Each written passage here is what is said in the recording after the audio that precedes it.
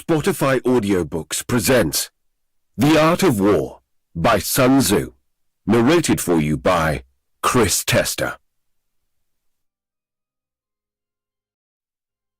Chapter 1. Laying Plans. Sun Tzu said, "The art of war is of vital importance to the state. It is a matter of life and death, a road either to safety or to ruin. Hence, it is a subject of inquiry which can on no account be neglected.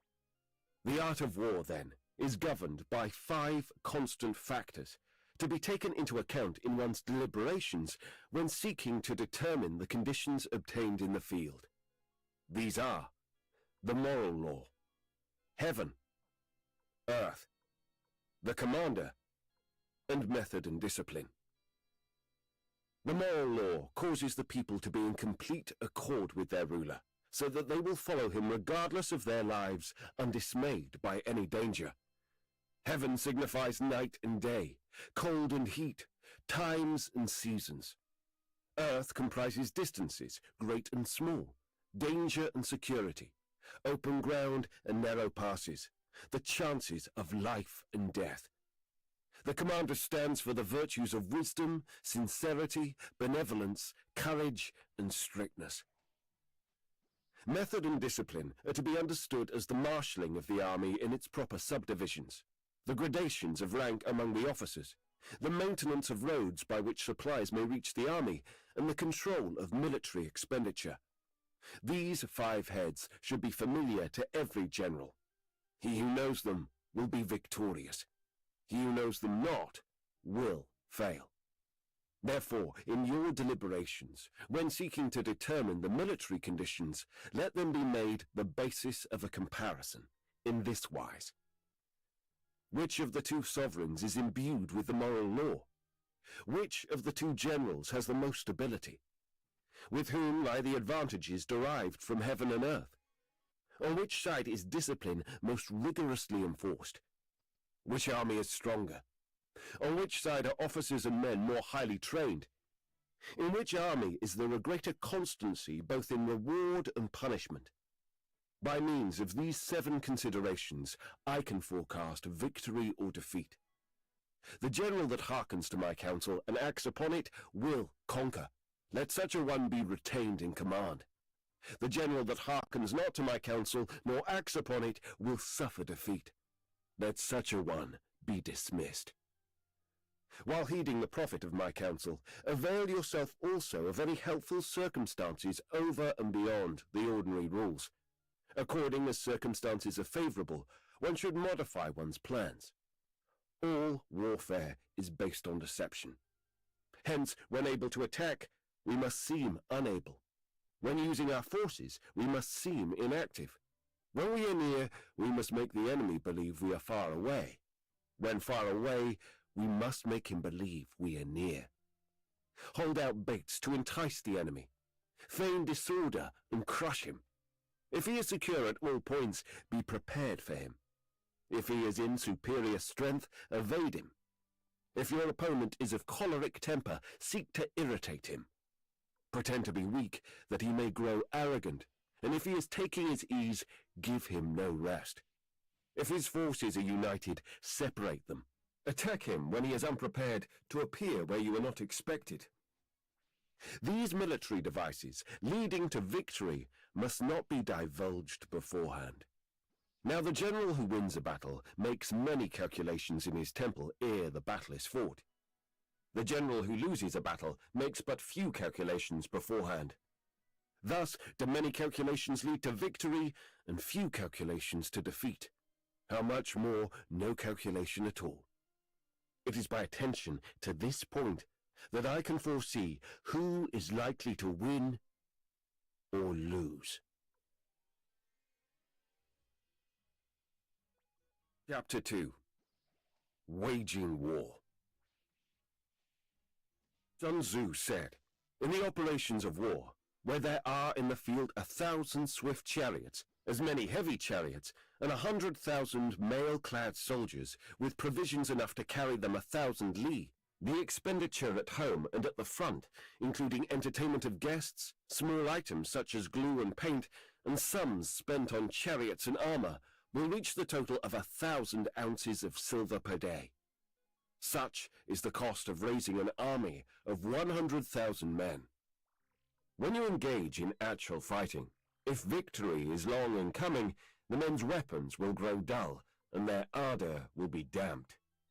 If you lay siege to a town, you will exhaust your strength.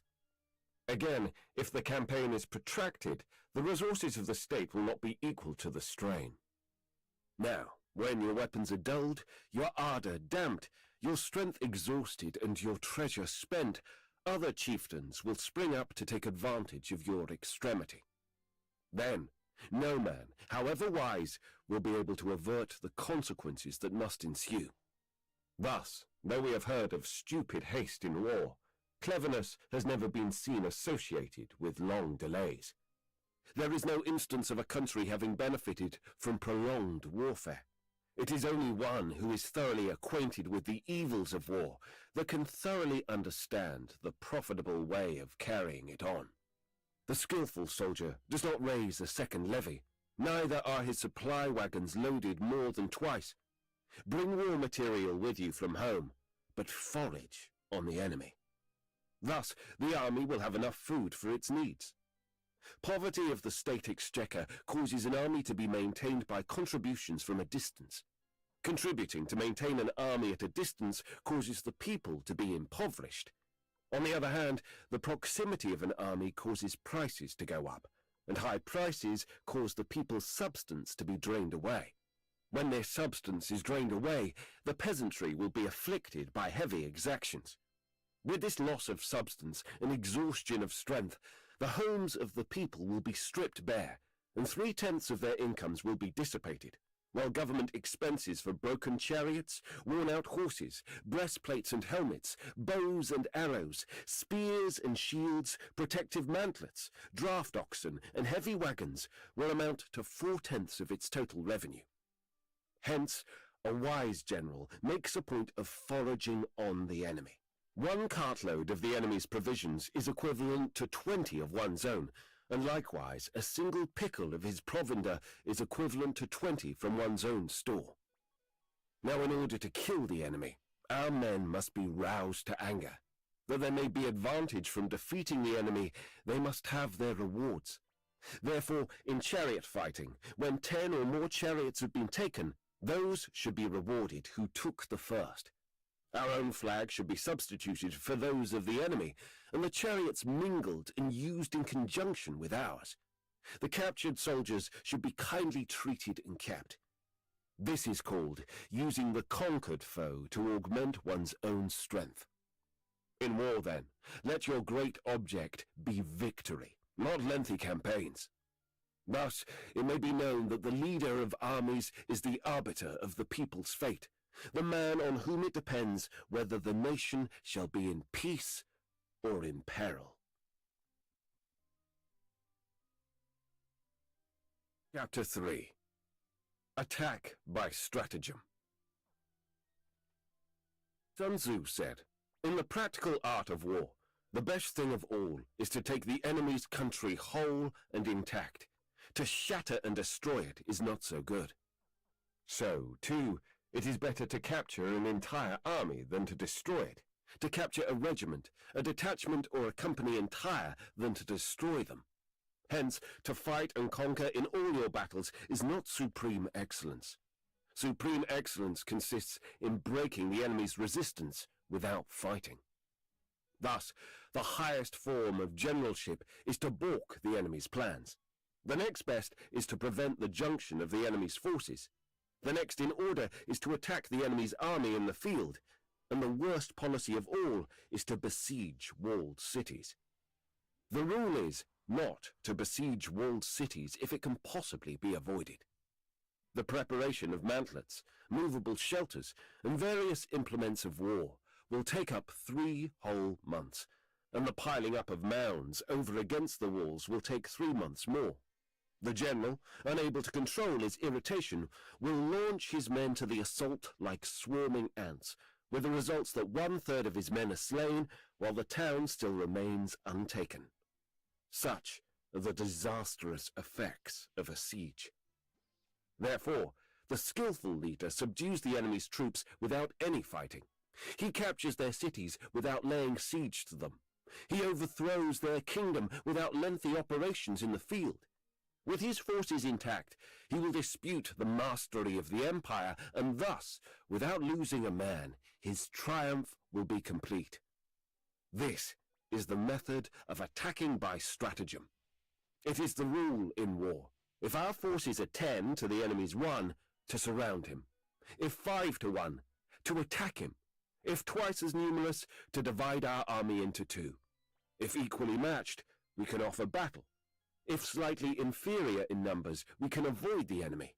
If quite unequal in every way, we can flee from him. Hence, though an obstinate fight may be made by a small force, in the end it must be captured by the larger force. Now, the general is the bulwark of the state. If the bulwark is complete at all points, the state will be strong. If the bulwark is defective, the state will be weak. There are 3 ways in which a ruler can bring misfortune upon his army. By commanding the army to advance or to retreat, being ignorant of the fact that it cannot obey, this is called hobbling the army. By attempting to govern an army in the same way as he administers a kingdom, being ignorant of the conditions which obtain in an army, this causes restlessness in the soldiers' minds.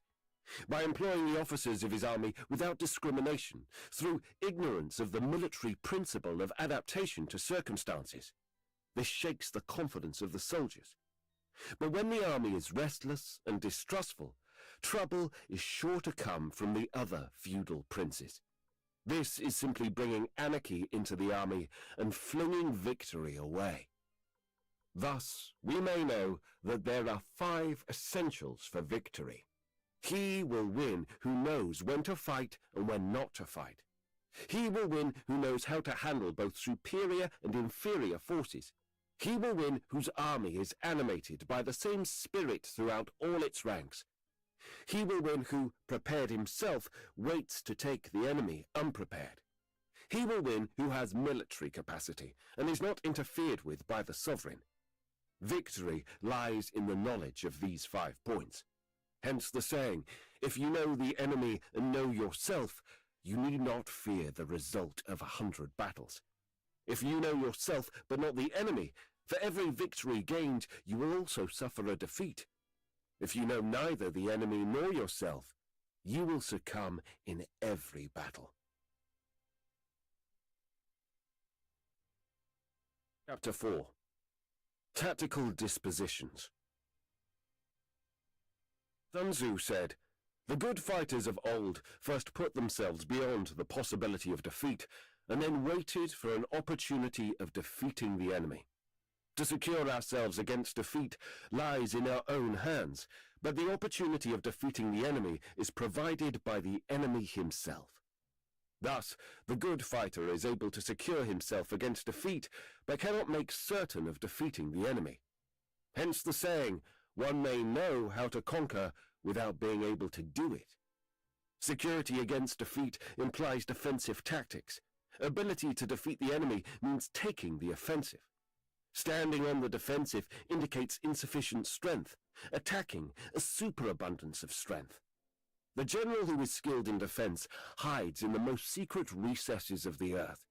He who is skilled in attack flashes forth from the topmost heights of heaven. Thus, on the one hand, we have the ability to protect ourselves, on the other, a victory that is complete. To see victory only when it is within the ken of the common herd is not the acme of excellence. Neither is it the acme of excellence if you fight and conquer, and the whole empire says, "Well done." The world's coarse thumb and finger fail to plumb. To lift an autumn hair is no sign of great strength. To see sun and moon is no sign of sharp sight. To hear the noise of thunder is no sign of a quick ear. What the ancients called a clever fighter is one who not only wins, but excels in winning with ease. Hence, his victories bring him neither reputation for wisdom nor credit for courage. He wins his battles by making no mistakes. Making no mistakes is what establishes the certainty of victory, for it means conquering an enemy that is already defeated. Hence, the skillful fighter puts himself into a position which makes defeat impossible and does not miss the moment for defeating the enemy.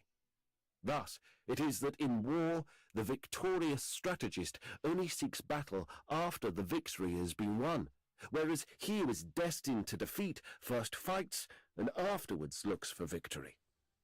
The consummate leader cultivates the moral law and strictly adheres to method and discipline.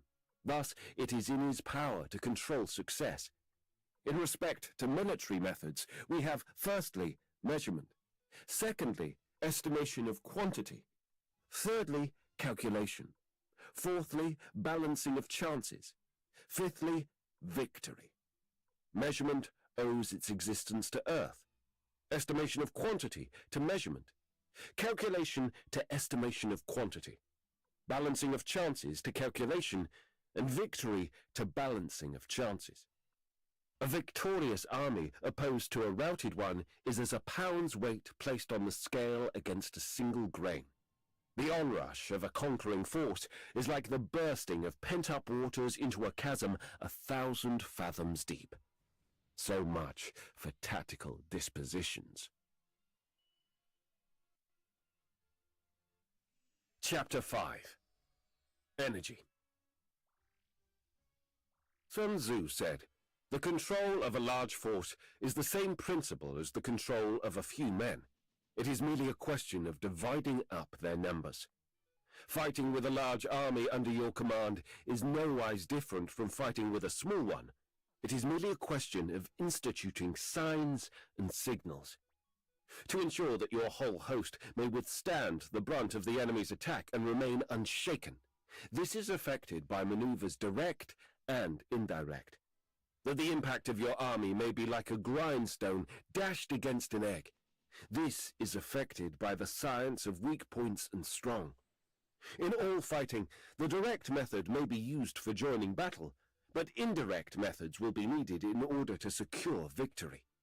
Indirect tactics, efficiently applied, are inexhaustible as heaven and earth, unending as the flow of rivers and streams. Like the sun and moon, they end but to begin anew.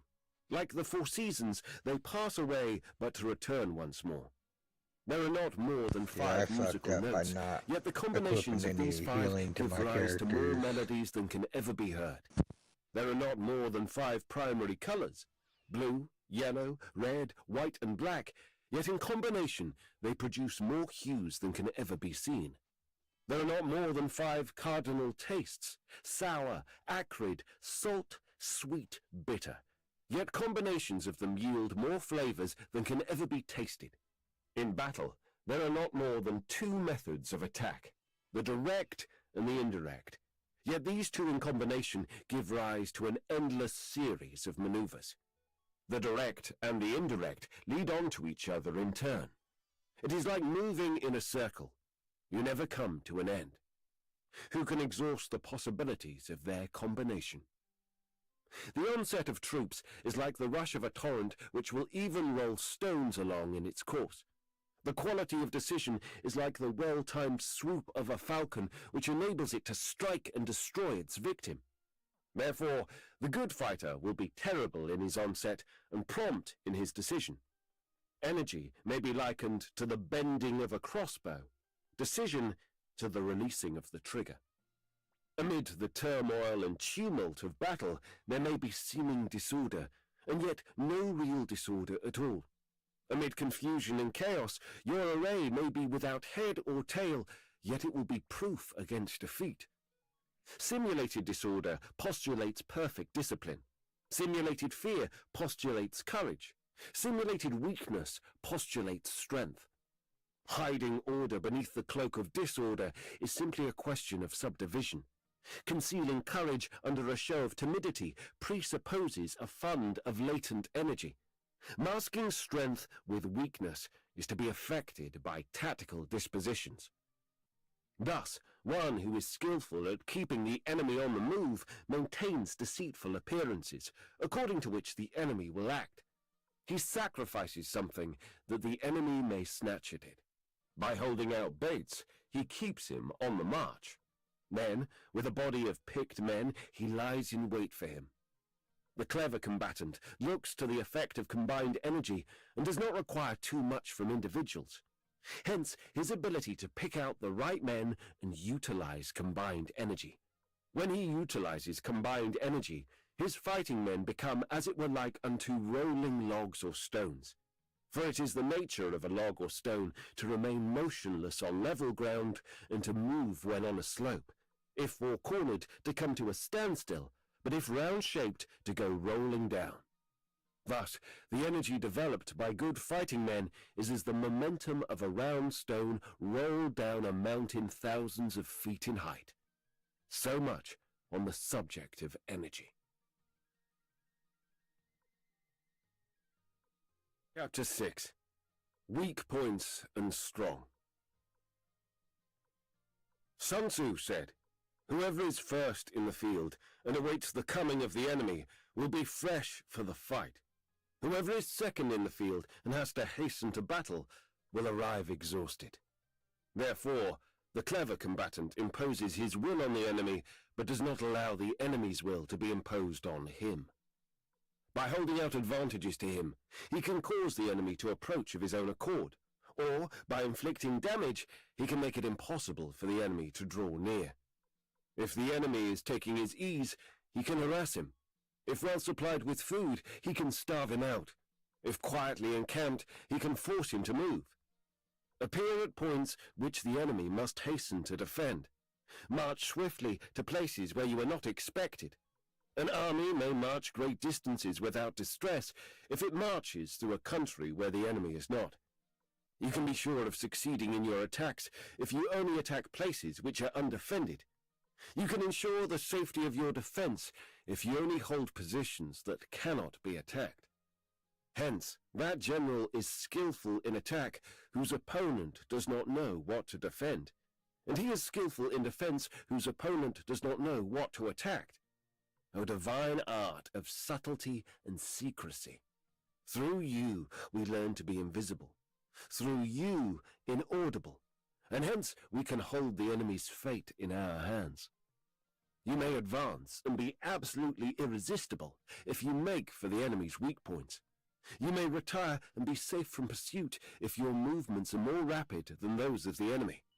If we wish to fight, the enemy can be forced to an engagement even though he is sheltered behind a high rampart and a deep ditch. All we need to do is attack some other place that he will be obliged to relieve. If we do not wish to fight, we can prevent the enemy from engaging us even though the lines of our encampment are merely traced out on the ground. All we need to do is to throw something odd and unaccountable in his way.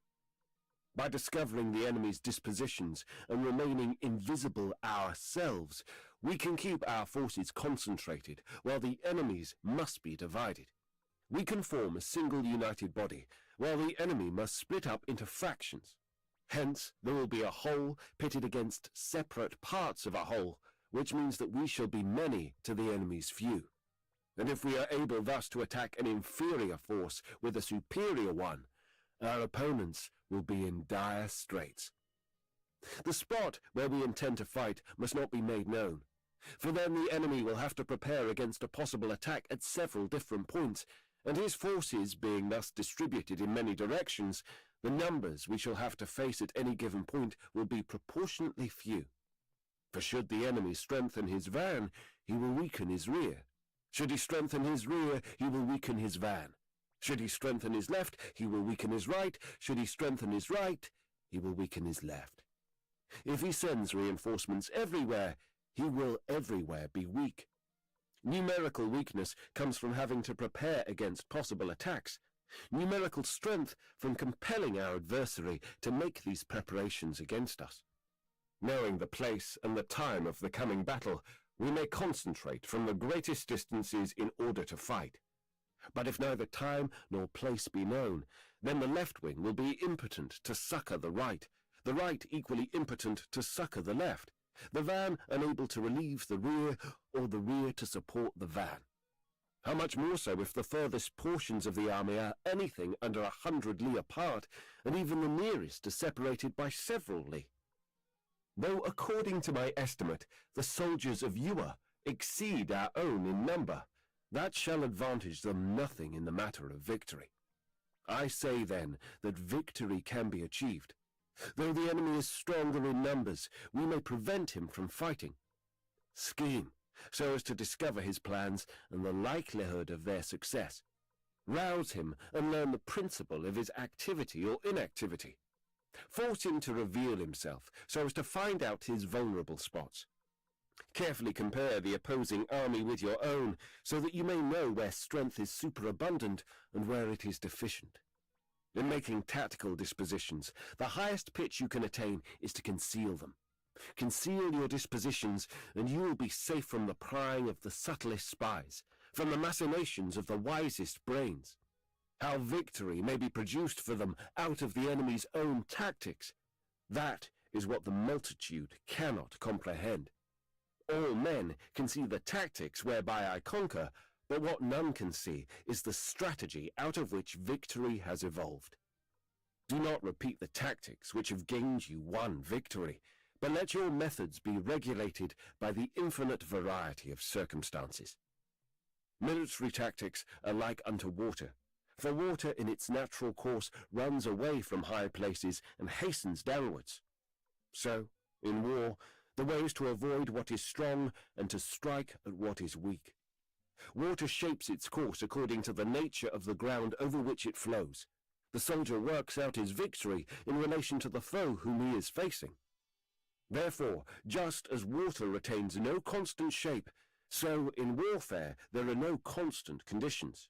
He who can modify his tactics in relation to his opponent and thereby succeed in winning may be called a heaven-born captain.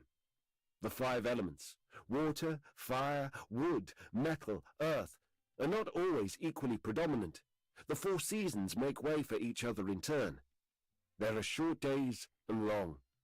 The moon has its periods of waning and waxing. Chapter 7. Maneuvering. Sun Tzu said, "In war, the general receives his commands from the sovereign. Having collected an army and concentrated his forces, he must blend and harmonize the different elements thereof before pitching his camp. After that comes tactical maneuvering, than which there is nothing more difficult.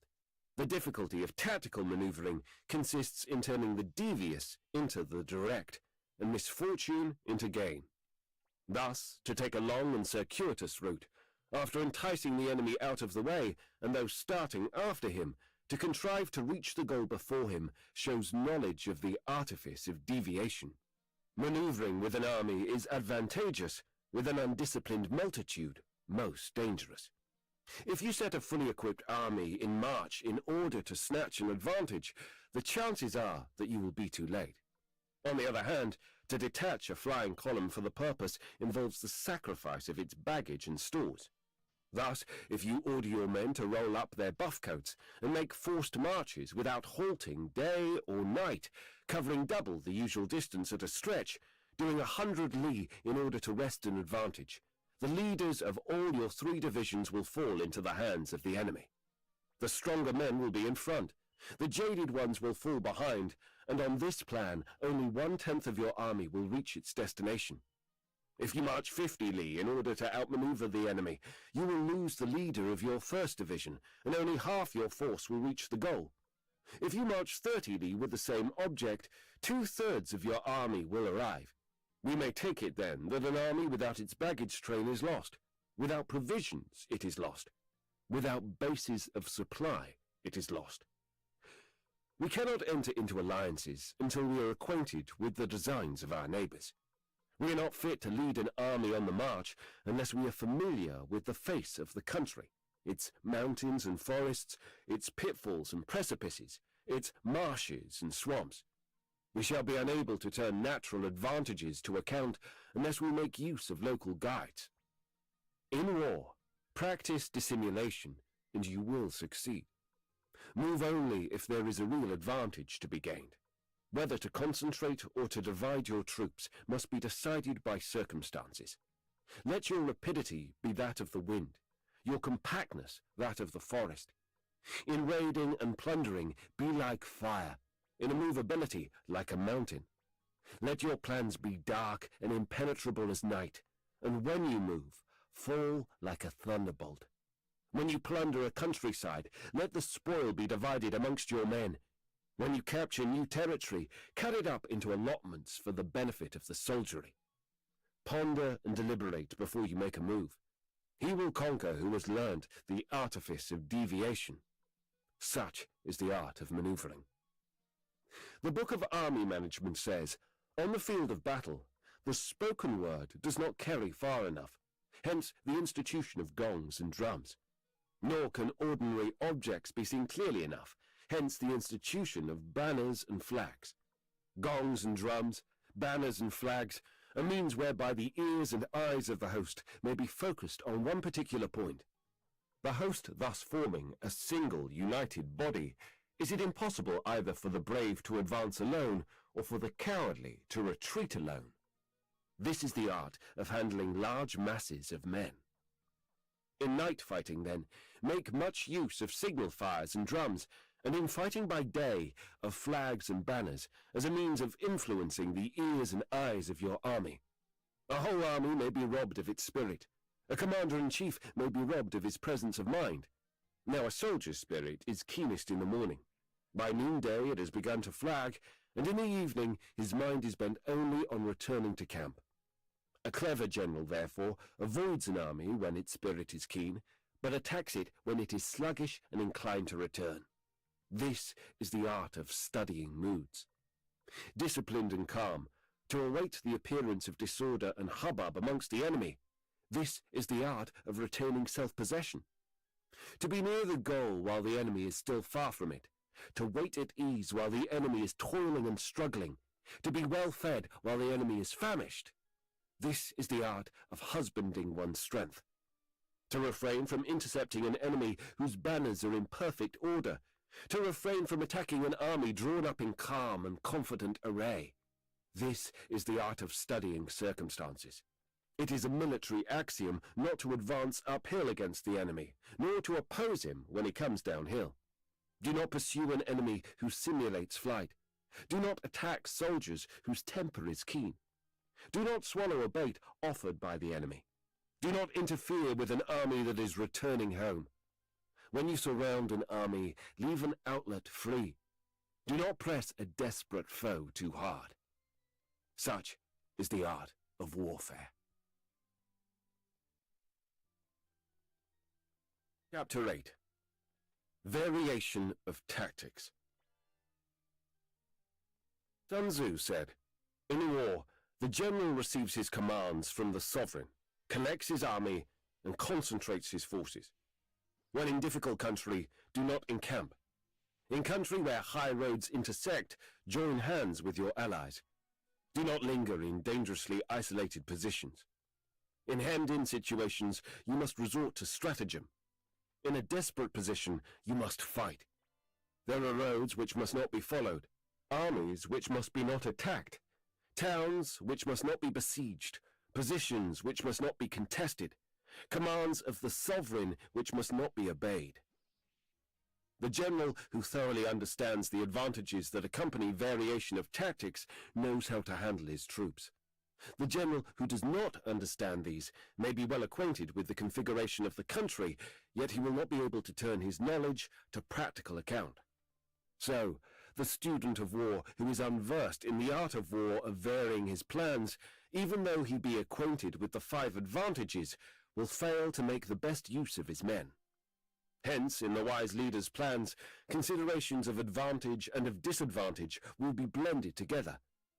If our expectation of advantage be tempered in this way, we may succeed in accomplishing the essential part of our schemes. If, on the other hand, in the midst of difficulties we are always ready to seize an advantage, we may extricate ourselves from misfortune. Reduce the hostile chiefs by inflicting damage on them, and make trouble for them, and keep them constantly engaged. Hold out specious allurements and make them rush to any given point. The art of war teaches us to rely not on the likelihood of the enemy's not coming, but on our own readiness to receive him. Not on the chance of his not attacking, but rather on the fact that we have made our position unassailable. There are 5 dangerous faults which may affect a general. 1. Recklessness, which leads to destruction. 2. Cowardice, which leads to capture. 3. A hasty temper, which can be provoked by insults. 4. A delicacy of honor, which is sensitive to shame. 5. Over-solicitude for his men, which exposes him to worry and trouble. These are the 5 besetting sins of a general, ruinous to the conduct of war. When an army is overthrown and its leader slain, the cause will surely be found among these 5 dangerous faults. Let them be a subject of meditation. Chapter 9. The Army on the March. Sun Tzu said, "We come now to the question of encamping the army and observing signs of the enemy. Pass quickly over mountains and keep in the neighborhood of valleys. Camp in high places, facing the sun. Do not climb heights in order to fight. So much for mountain warfare. After crossing a river, you should get far away from it. When an invading force crosses a river in its onward march, do not advance to meet it in midstream. It will be best to let half the army get across and then deliver your attack. If you are anxious to fight, you should not go to meet the invader near a river which he has to cross. Moor your craft higher up than the enemy and facing the sun. Do not move upstream to meet the enemy. So much for river warfare. In crossing salt marshes, your sole concern should be to get over them quickly, without any delay. If forced to fight in a salt marsh, you should have water and grass near you, and get your back to a clump of trees. So much for operations in salt marshes.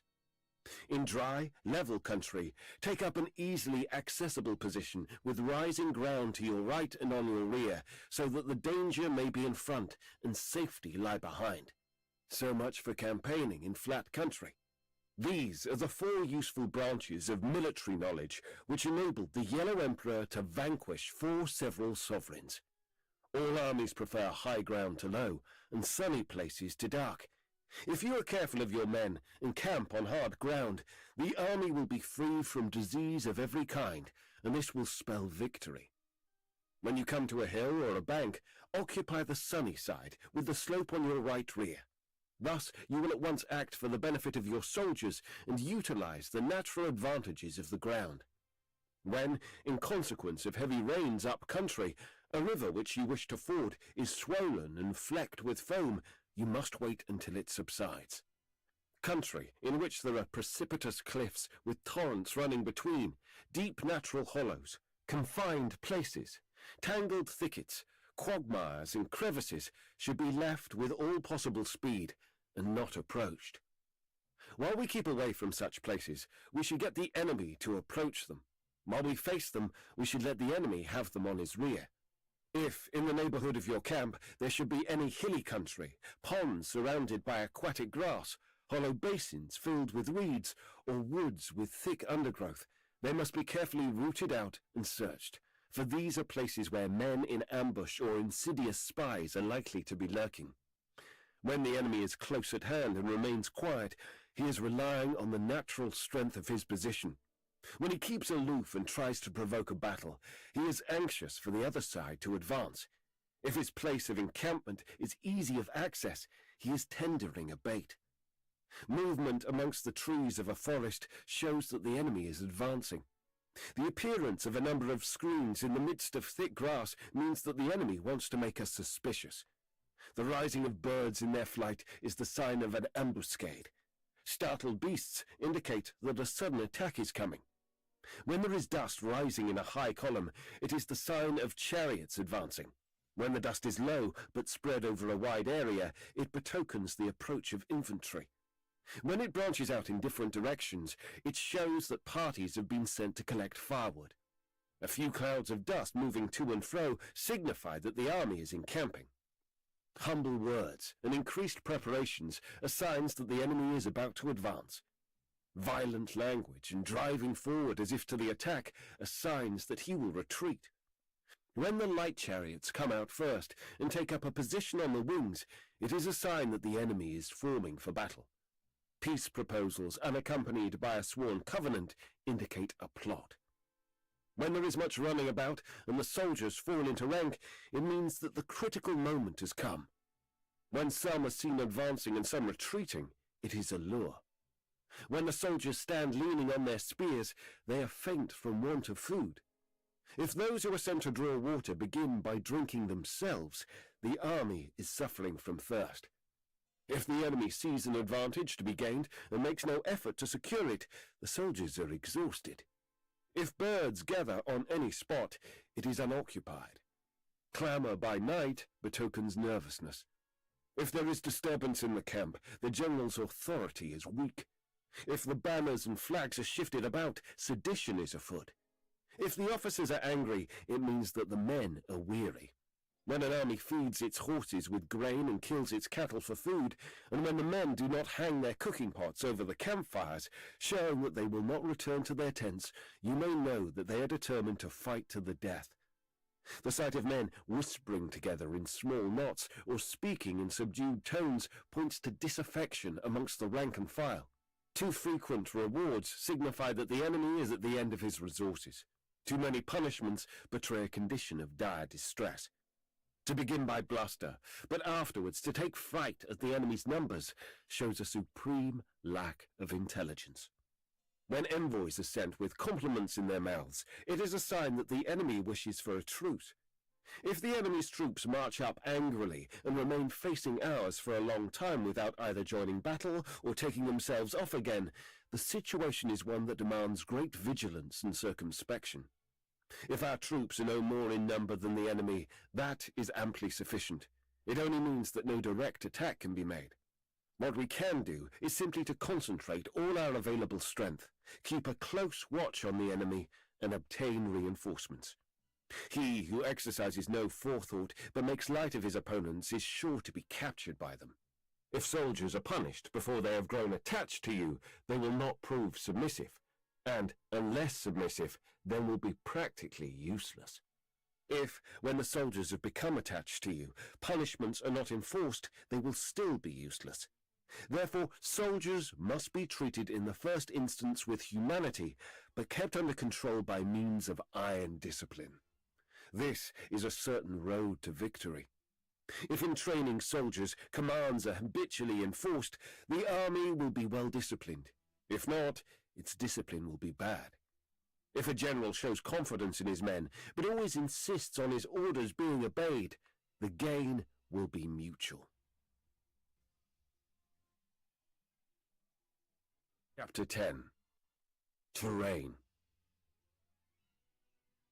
Sun Tzu said, "We may distinguish 6 kinds of terrain, to wit, 1. Accessible ground. 2. Entangling ground. 3. Temporizing ground. 4. Narrow passes. 5. Precipitous heights. 6. Positions at a great distance from the enemy. Ground which can be freely traversed by both sides is called accessible. With regard to ground of this nature, be before the enemy in occupying the raised and sunny spots and carefully guard your line of supplies. Then you will be able to fight with advantage. Ground which can be abandoned but is hard to reoccupy is called entangling.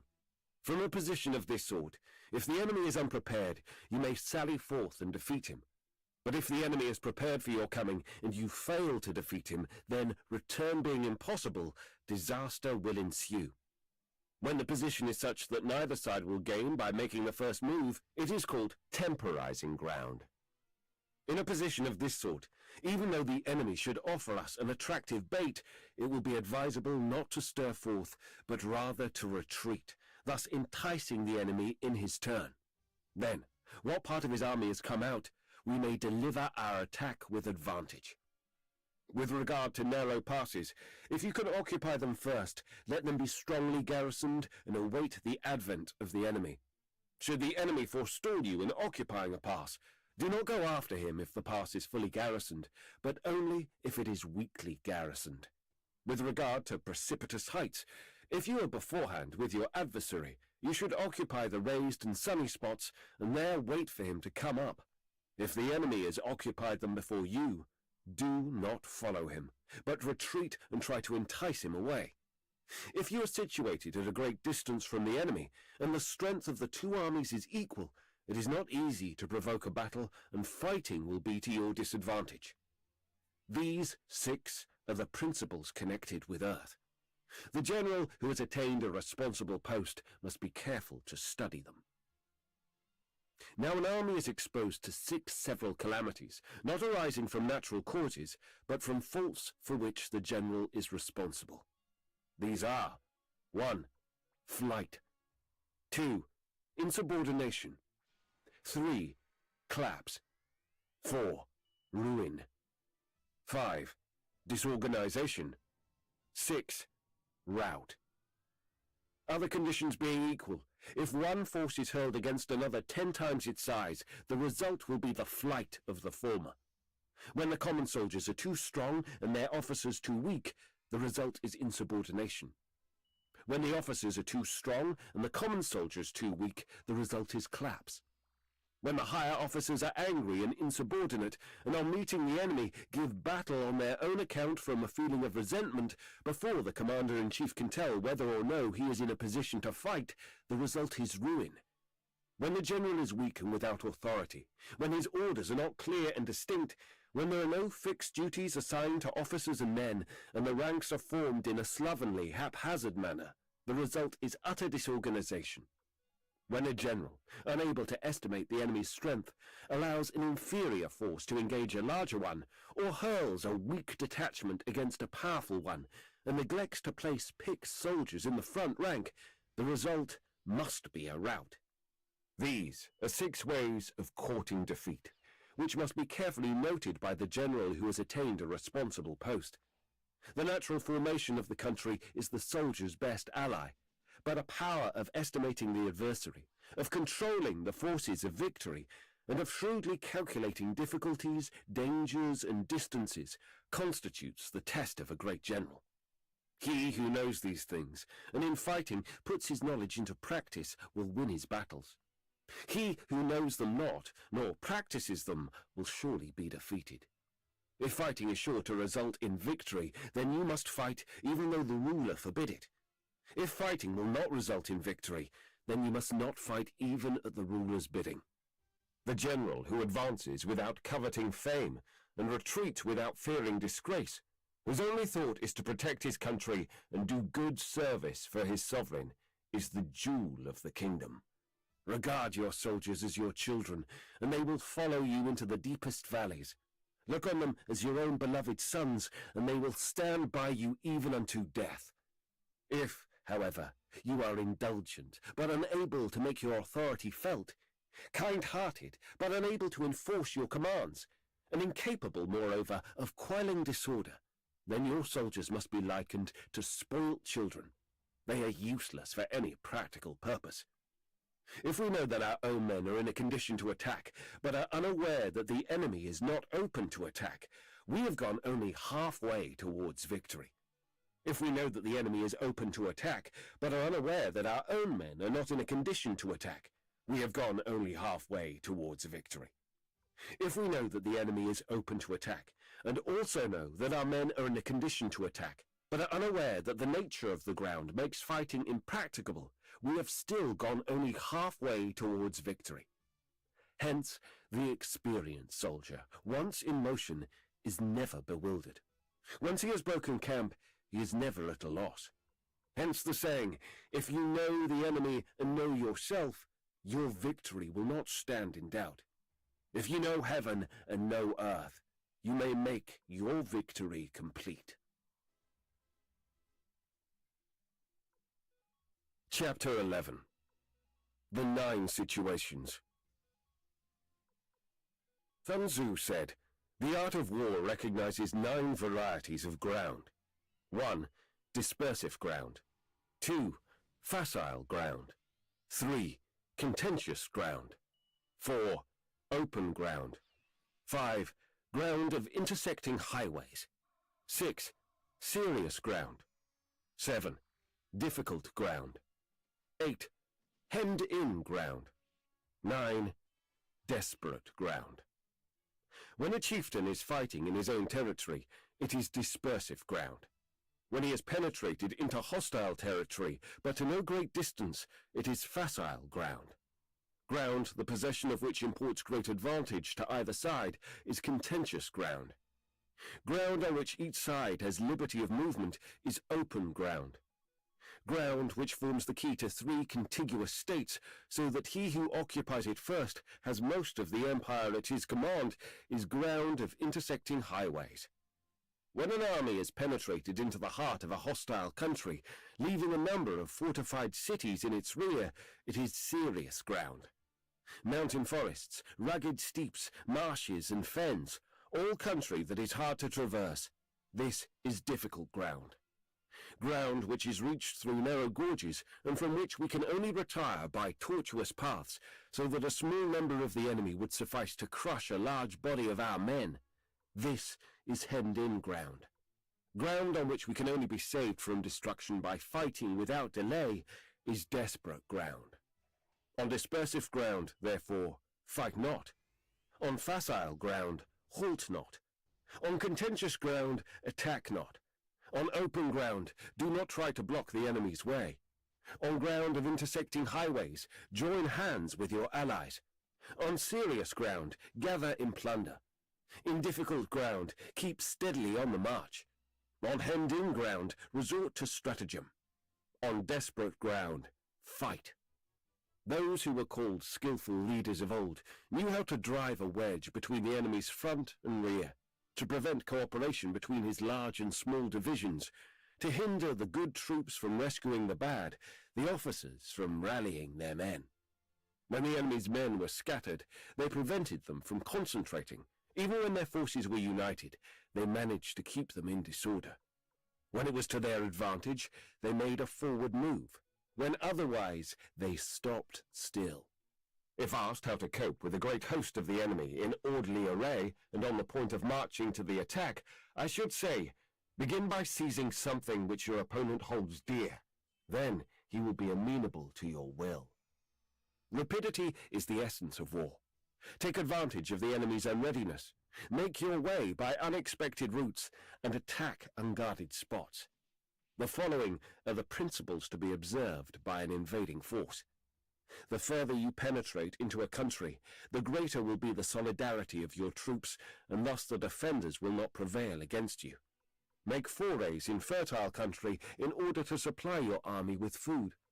Carefully study the well-being of your men, and do not overtax them. Concentrate your energy and hoard your strength. Keep your army continually on the move and devise unfathomable plans. Throw your soldiers into positions whence there is no escape, and they will prefer death to flight.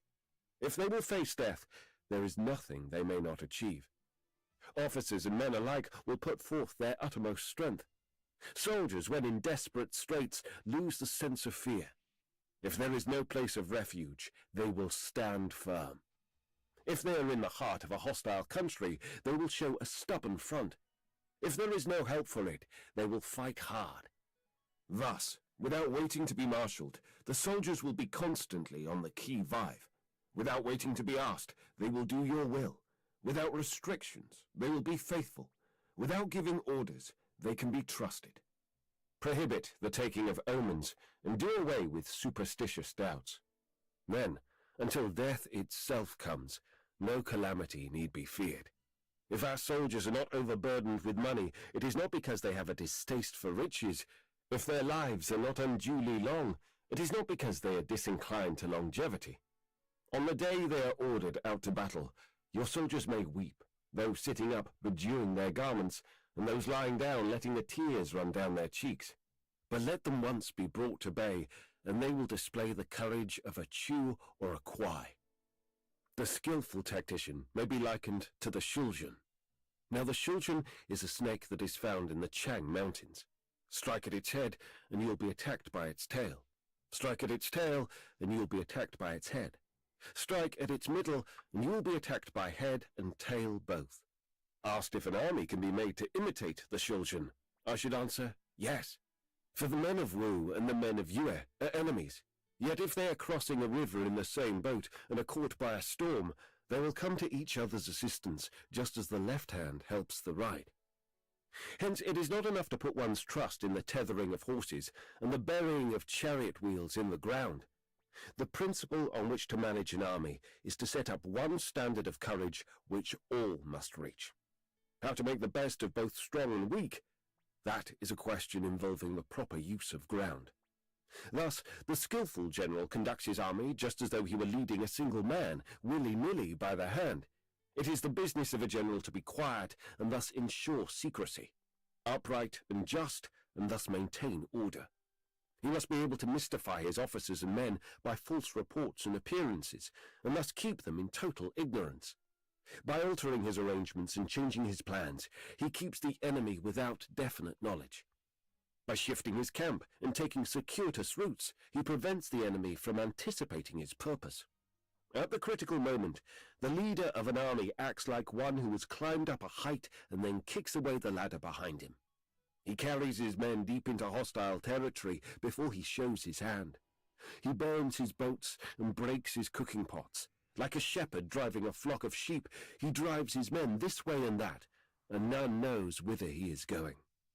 To muster his host and bring it into danger, this may be termed the business of the general.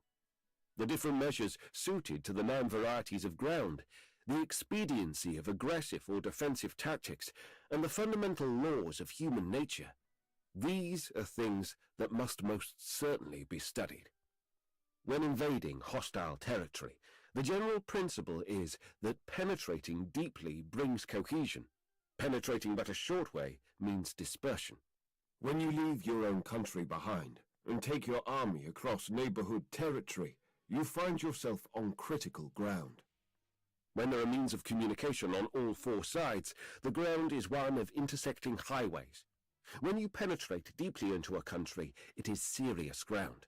When you penetrate but a little way, it is facile ground. When you have the enemy's strongholds on your rear and narrow passes in front, it is hemmed-in ground. When there is no place of refuge at all, it is desperate ground. Therefore, on dispersive ground, I would inspire my men with unity of purpose. On facile ground, I would see that there is close connection between all parts of my army. On contentious ground, I would hurry up my rear. On open ground, I would keep a vigilant eye on my defences. On ground of intersecting highways, I would consolidate my alliances. On serious ground, I would try to ensure a continuous stream of supplies. On difficult ground, I would keep pushing on along the road. On hemmed-in ground, I would block any way of retreat. On desperate ground, I would proclaim to my soldiers the hopelessness of saving their lives, for it is the soldier's disposition to offer an obstinate resistance when surrounded, to fight hard when he cannot help himself, and to obey promptly when he has fallen into danger. We cannot enter into alliance with neighbouring princes until we are acquainted with their designs. We are not fit to lead an army on the march unless we are familiar with the face of the country, its mountains and forests, its pitfalls and precipices, its marshes and swamps. We shall be unable to turn natural advantages to account unless we make use of local guides. To be ignorant of any one of the following 4 or 5 principles does not befit a warlike prince. When a warlike prince attacks a powerful state, his generalship shows itself in preventing the concentration of the enemy's forces. He overawes his opponents, and their allies are prevented from joining against him. Hence, he does not strive to ally himself with all and sundry, nor does he foster the power of other states. He carries out his own secret designs, keeping his antagonists in awe. Thus, he is able to capture their cities and overthrow their kingdoms, bestow rewards without regard to rule, issue orders without regard to previous arrangements, and you will be able to handle a whole army as though you had to do with but a single man. Confront your soldiers with the deed itself. Never let them know your design. When the outlook is bright, bring it before their eyes, but tell them nothing when the situation is gloomy. Place your army in deadly peril, and it will survive. Plunge it into desperate straits, and it will come off in safety. For it is precisely when a force has fallen into harm's way that is capable of striking a blow for victory. Success in warfare is gained by carefully accommodating ourselves to the enemy's purpose. By persistently hanging on the enemy's flank, we shall succeed in the long run in killing the commander-in-chief. This is called the ability to accomplish a thing by sheer cunning. On the day that you take up your command, block the frontier passes, destroy the official tallies, and stop the passage of all emissaries. Be stern in the council chamber so that you may control the situation. If the enemy leaves a door open, you must rush in. Forestall your opponent by seizing what he holds dear and subtly contrive to time his arrival on the ground. Walk in the path defined by rule and accommodate yourself to the enemy until you can fight a decisive battle. At first, then, exhibit the coyness of a maiden until the enemy gives you an opening. Afterwards, emulate the rapidity of a running hare, and it will be too late for the enemy to oppose you. Chapter 12. The Attack by Fire. Sun Tzu said, "There are 5 ways of attacking with fire. The first is to burn soldiers in their camp. The second is to burn stores. The third is to burn baggage trains. The fourth is to burn arsenals and magazines. The fifth is to hurl dropping fire amongst the enemy. In order to carry out an attack, we must have means available. The material for raising fire should always be kept in readiness. There is a proper season for making attacks with fire, and special days for starting a conflagration. The proper season is when the weather is very dry.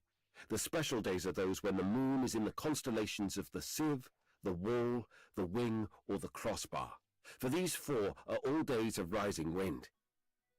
In attacking with fire, one should be prepared to meet 5 possible developments. 1. When fire breaks out inside the enemy's camp, respond at once with an attack from without. 2.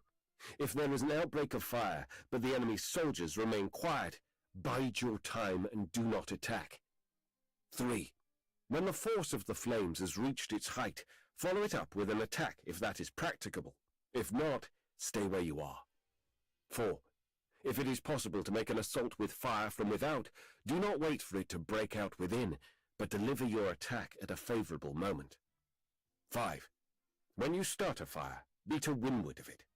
Do not attack from the leeward.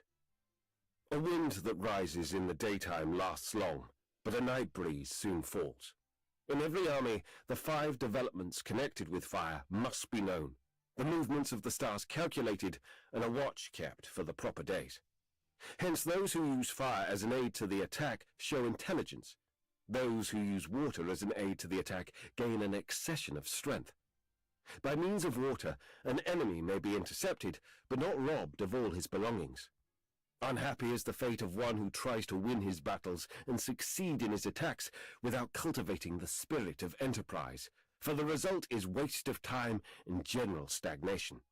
Hence the saying, the enlightened ruler lays his plans well ahead, the good general cultivates his resources. Move not unless you see an advantage. Use not your troops unless there is something to be gained. Fight not unless the position is critical. No ruler should put troops into the field merely to gratify his own spleen. No general should fight a battle simply out of pique. If it is to your advantage, make a forward move. If not, stay where you are. Anger may in time change to gladness. Vexation may be succeeded by content. But a kingdom that has once been destroyed can never come again into being, nor can the dead ever be brought back to life.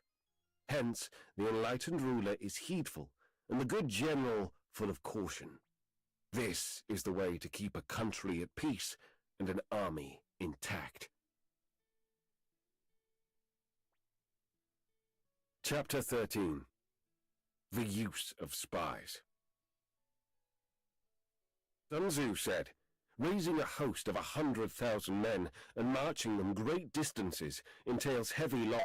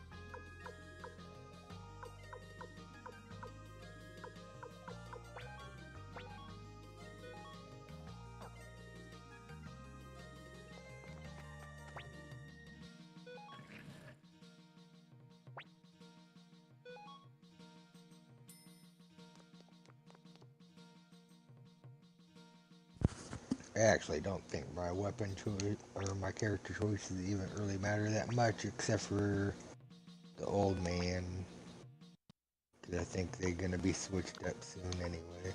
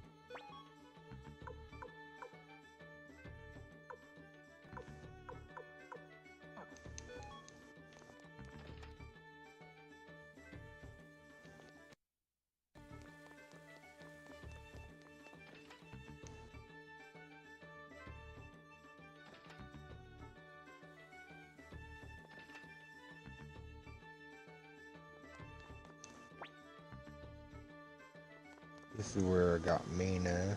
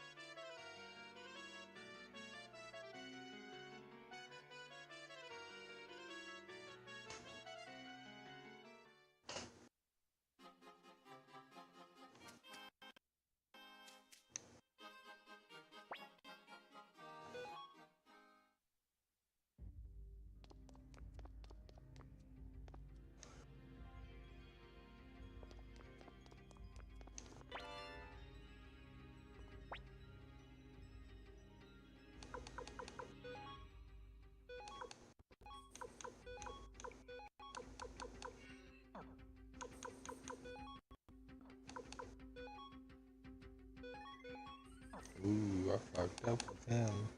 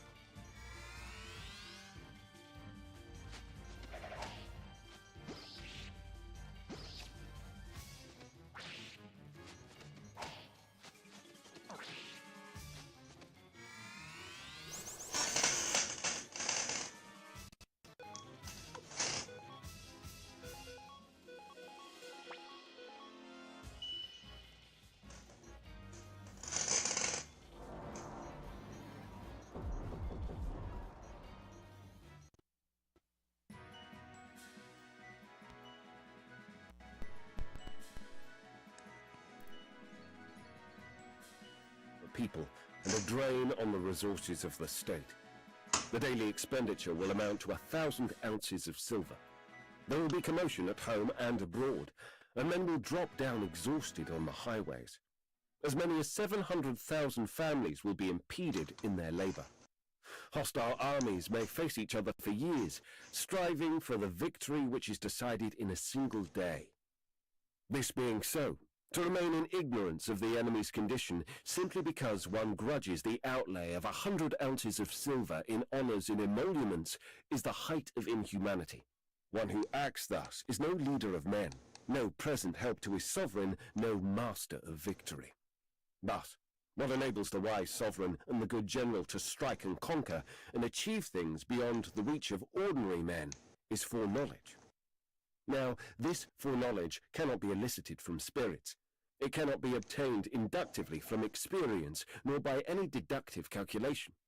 Knowledge of the enemy's dispositions can only be obtained from other men.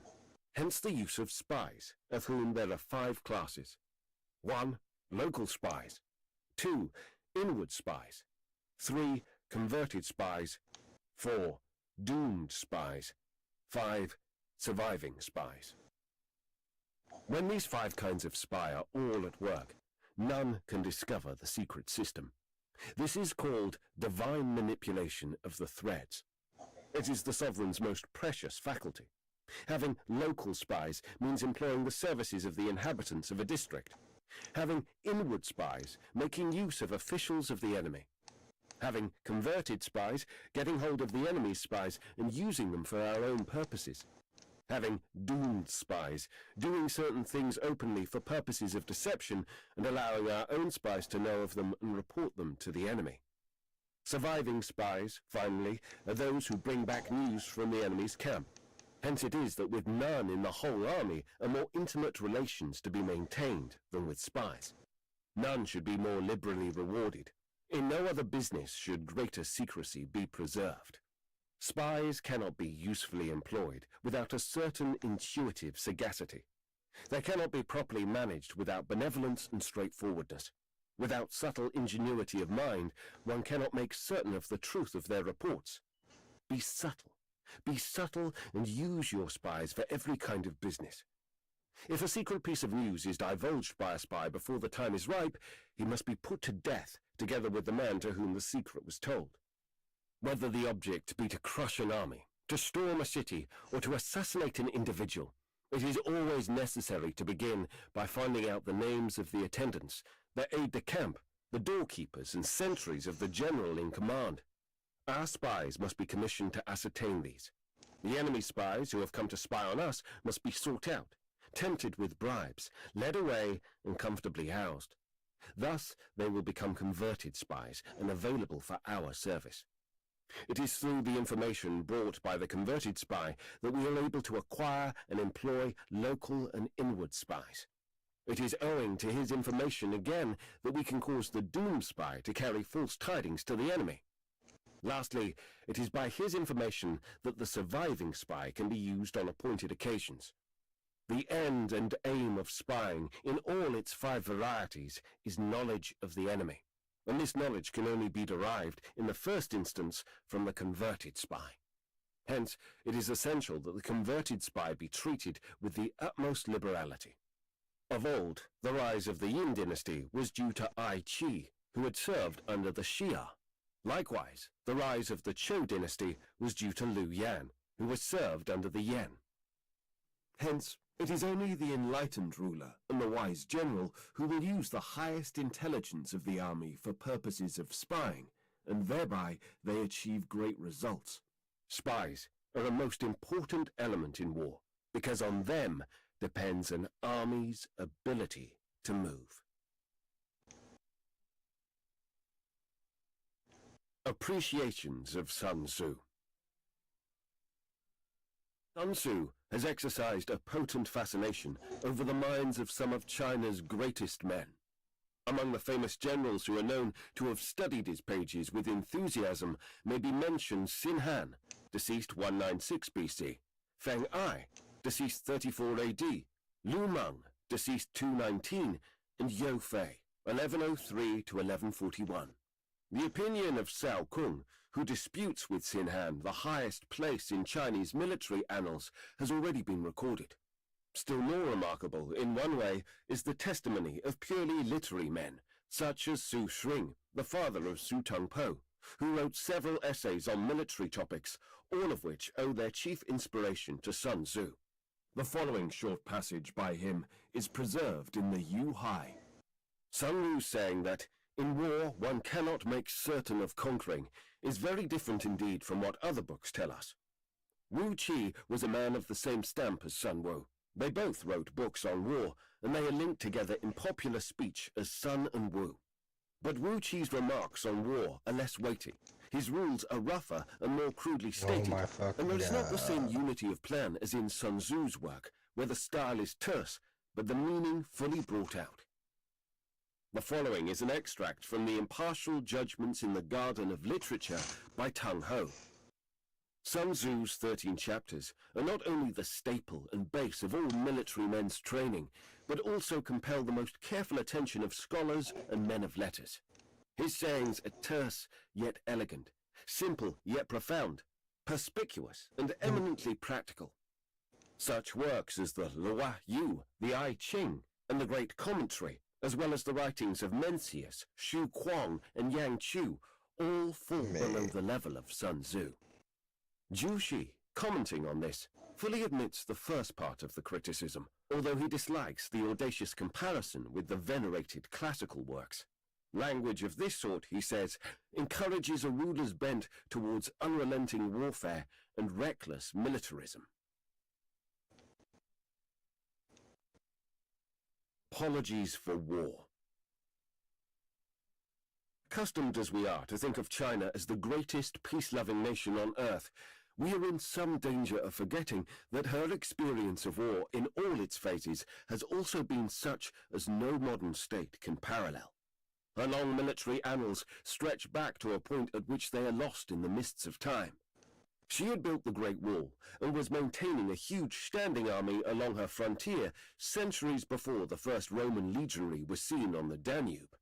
What with the perpetual collisions of the ancient feudal states, the grim conflicts with Huns, Turks, and other invaders after the centralization of government, the terrific upheavals which accompanied the overthrow of so many dynasties, besides the countless rebellions and minor disturbances that have flamed up and flickered out again one by one, it is hardly too much to say that the clash of arms has never ceased to resound in one portion or another of the empire.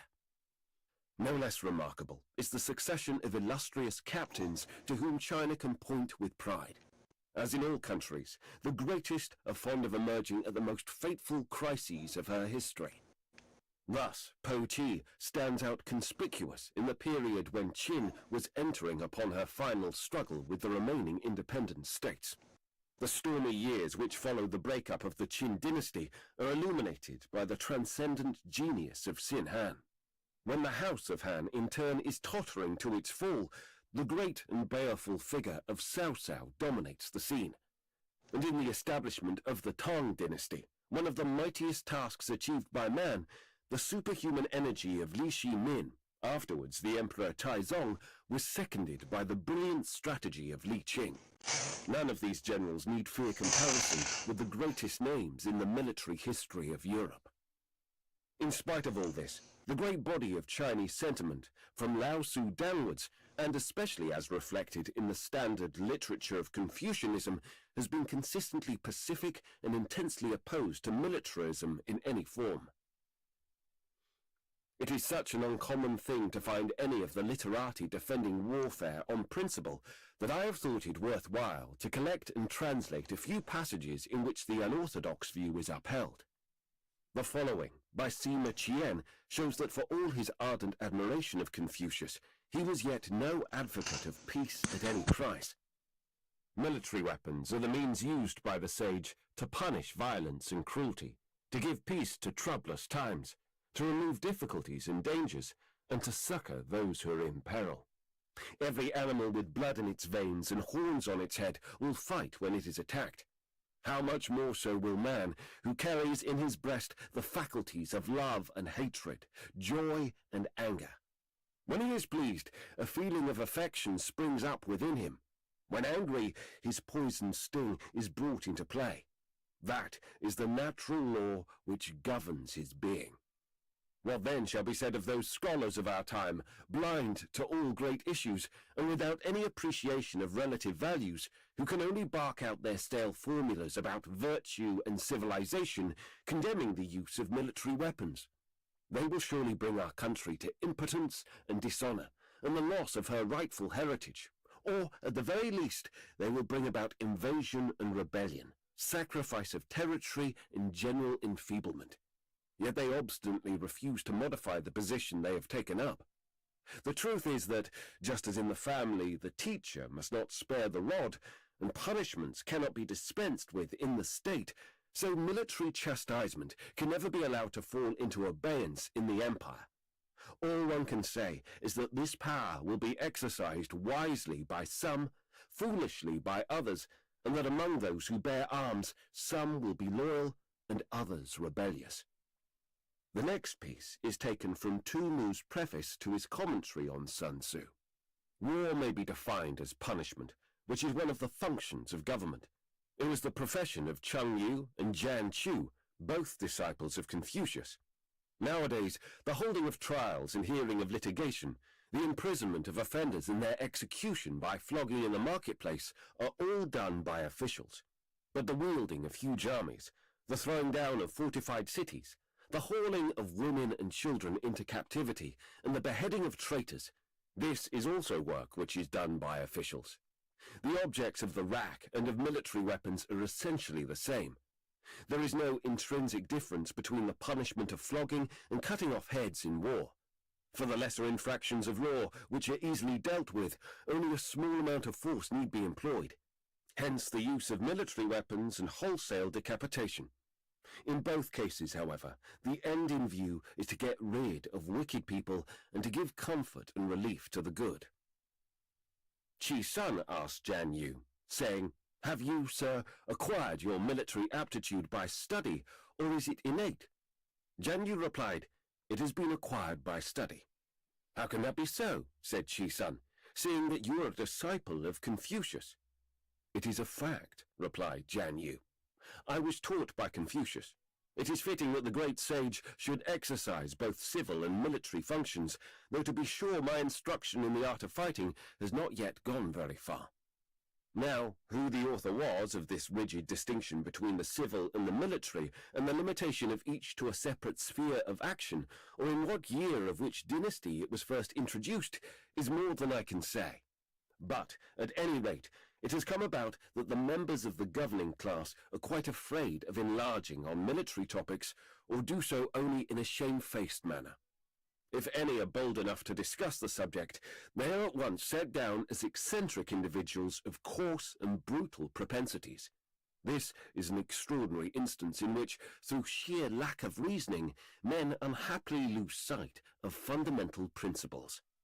When the Duke of Chou was minister under Tang Rong, he regulated ceremonies and made music, and venerated the arts of scholarship and learning. Yet when the barbarians of the river Huai revolted, he sallied forth and chastised them. When Confucius held office under the Duke of Lu, and a meeting was convened at Chiaku, he said, "If pacific negotiations are in progress, warlike preparations should have been made beforehand." He rebuked and shamed the Marquis of Qi, who cowered under him and dared not proceed to violence. How can it be said that these two great sages had no knowledge of military matters? We have seen that the great Zhu Xi held Sun Tzu in high esteem. He also appeals to the authority of the classics. Our master Confucius, answering Duke Ling of Wei, said, "I have never studied matters connected with armies and battalions." Replying to Kuang Wenzu, he said, "I have not been instructed about buff coats and weapons." But if we turn to the meeting at Chiaku, we find that he used armed forces against the men of Li, so that the Marquis of Qi was overawed. Again, when the inhabitants of Pai revolted, he ordered his officers to attack them, whereupon they were defeated and fled in confusion.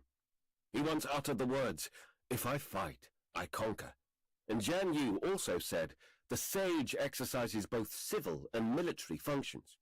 Can it be a fact that Confucius never studied or received instruction in the art of war? We can only say that he did not specially choose matters connected with armies and fighting to be the subject of his teaching. Sun Xingyan, the editor of Sun Tzu, writes in similar strain. Confucius said, "I am unversed in military matters." He also said, "If I fight, I conquer." Confucius ordered ceremonies and regulated music. Now war constitutes one of the 5 classes of state ceremonial and must not be treated as an independent branch of study. Hence the words, "I am unversed in," must be taken to mean that there are things which even an inspired teacher does not know. Those who have to lead an army and devise stratagems must learn the art of war. But if one can command the services of a good general like Sun Tzu, who is employed by Wu Tzu, there is no need to learn it oneself. Hence the remark added by Confucius, "If I fight, I conquer." The men of the present day, however, willfully interpret these words of Confucius in their narrowest sense, as though he meant that books on the art of war were not worth reading. With blind persistency, they adduce the example of Chao Kwa, who pored over his father's books to no purpose, as a proof that all military theory is useless. Again, seeing that books on war have to do with such things as opportunism in designing plans and the conversion of spies, they hold that the art is immoral and unworthy of a sage. These people ignore the fact that the studies of our scholars and the civil administration of our officials also require steady application and practice before efficiency is reached. The ancients were particularly chary of allowing mere novices to botch their work. Weapons are baneful and fighting perilous, and useless unless a general is in constant practice. He ought not to hazard other men's lives in battle. Hence, it is essential that Sun Tzu's 13 chapters should be studied. Xiang Liang used to instruct his nephew Qi in the art of war. Qi got a rough idea of the art in its general bearings, but would not pursue his studies to their proper outcome, the consequence being that he was finally defeated and overthrown. He did not realize that the tricks and artifices of war are beyond verbal computation. Duke Shang of Sung and King Yan of Shu were brought to destruction by their misplaced humanity. The treacherous and underhand nature of war necessitates the use of guile and stratagem suited to the occasion. There is a case on record of Confucius himself having violated an extorted oath, and also of his having left the Sung state in disguise. Can we then recklessly arraign Sun Tzu for disregarding truth and honesty? We hope you've enjoyed this production of The Art of War by Sun Tzu, narrated for you by Chris Tester. This audiobook production has been presented by Spotify Audiobooks. This audiobook is based on a work in the public domain. Production copyright 2025 by Spotify AB. All rights reserved. Thank you for listening.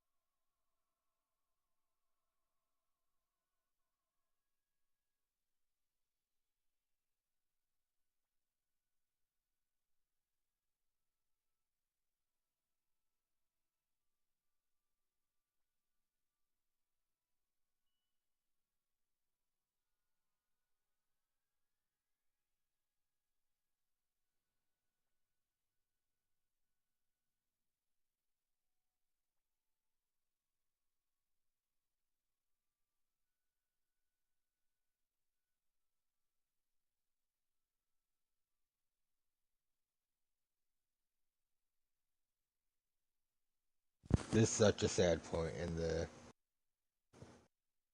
story.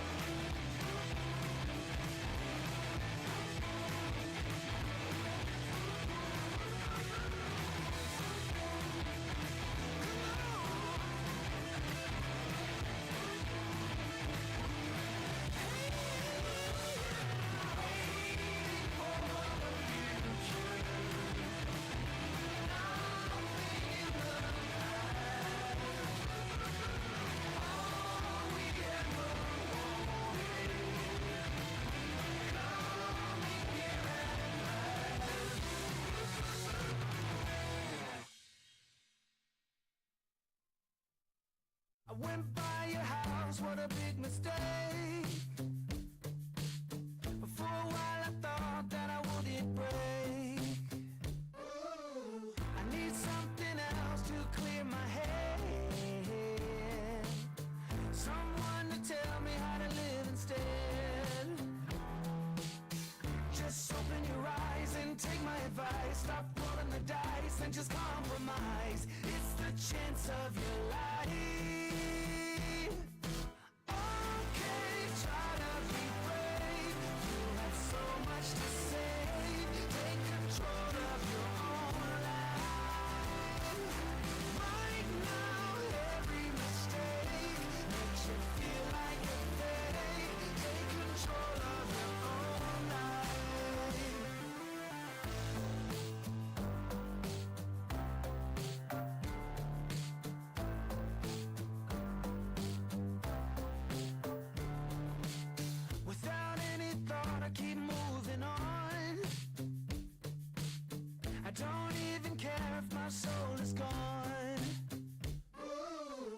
So many words that I should have said. Not concerned about how to live instead. Just open your eyes and take my advice. Stop rolling the dice and just compromise. It's the chance of your life. Okay, try to be brave. You have so much to say. Take control of your own life. Right now, every mistake makes you feel like a fake. Take control of your own life. Nothing in life is good. Tired and misunderstood. I would fight if I could. If I believed I should. Okay, try to be brave. You have so much to say. Take control of your own life. Okay, try to be brave. You have so much to say. Take control of your own life. Right now, every mistake makes you feel like a fake. Take control of your own life.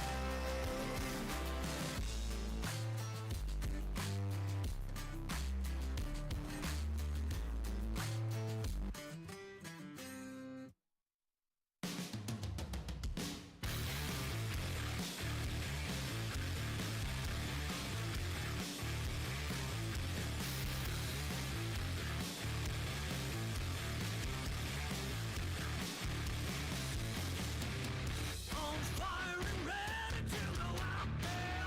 Gonna tear it down. There is no one here who can stop me. Never hit the ground. If it shows I'm weak inside, there is nowhere left to go. All I can do is run and hide. 'Cause I've been running this world without you. With no help at all, one way to fall. Living this nightmare all through. What's new? I'll make it without you.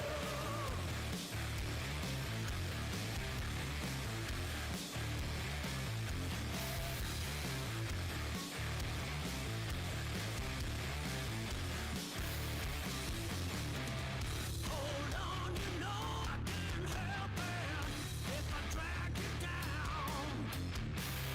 In a hard and lonely cold pulpit to defend the crown.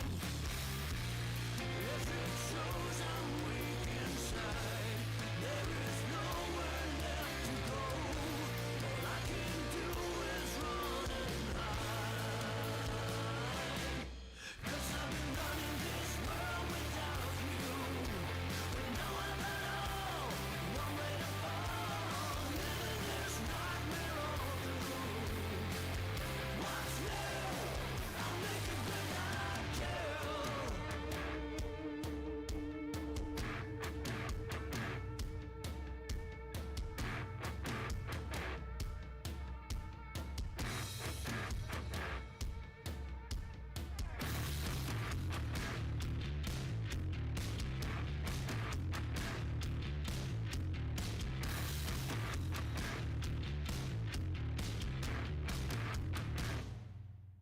Cause I've been running this world without you. With no help at all, one way to fall. Living this nightmare all through. What's new? I'll make it without you. With no help at all, one way to fall. Living this nightmare all through. What's new? I'll make it without you.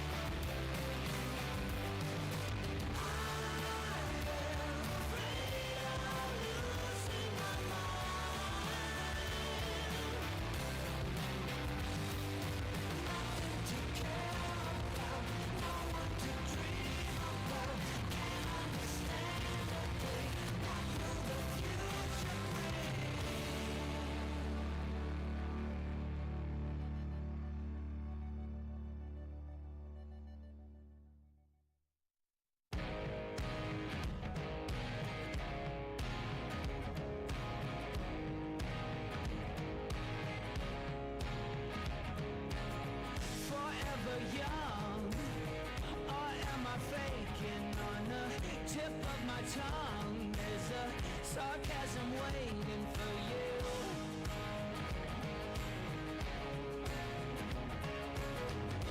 I'm willing to trade my soul for a bit of your charm. There's no way I'll fade into oblivion, 'cause I'll keep shining over you all. And if your wings entwining, you better face the fall, keep trying again. Oh yeah, keep trying again.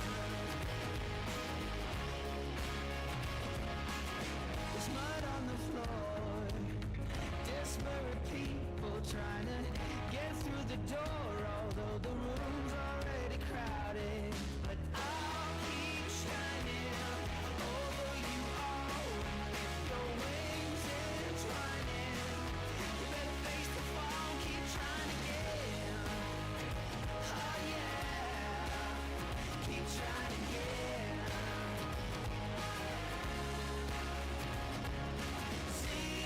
Zeros, everybody's trying to be heroes when all they have to say to be okay is I don't know. Keep trying again.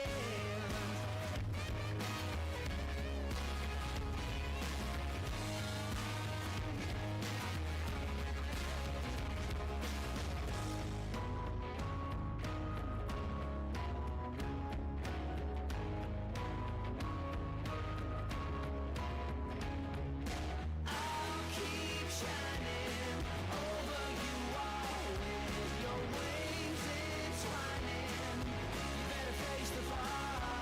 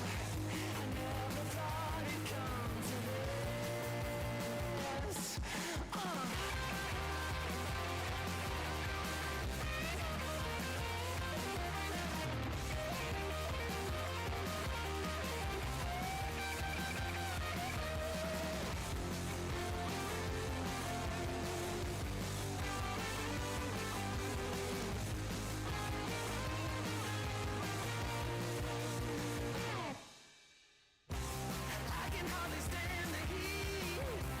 Soaking underneath the sheets, burning like a flame within. Blisters all over my skin. Always a step behind, just like I'm going blind. All my eyes are on the loose, I will never get to choose.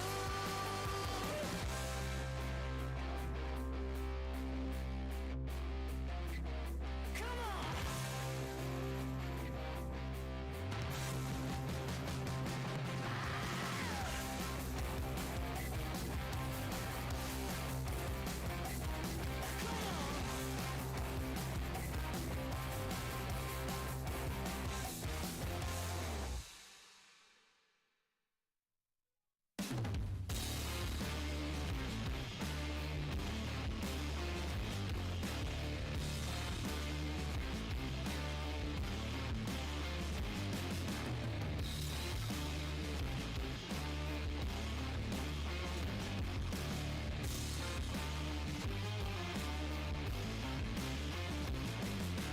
Doubting whether it's true, all the things you said you could do. Not in the mood for a failure. Always staring up high, hoping for a glimpse of the sky. This ain't no time to pretend. I'll feed your ego, together we go. Playing dirty, talking cheap. Am I in too deep? I'm way too low on dynamite to take you through the night. Just when I thought I was done, you screamed out and begged me to come. I wonder what I am chasing. It's not even fun anymore. I should fail and run through the door, but something holding me back. You feed my ego, together we go. Talking dirty, playing cheap. I know I'm in too deep. Running out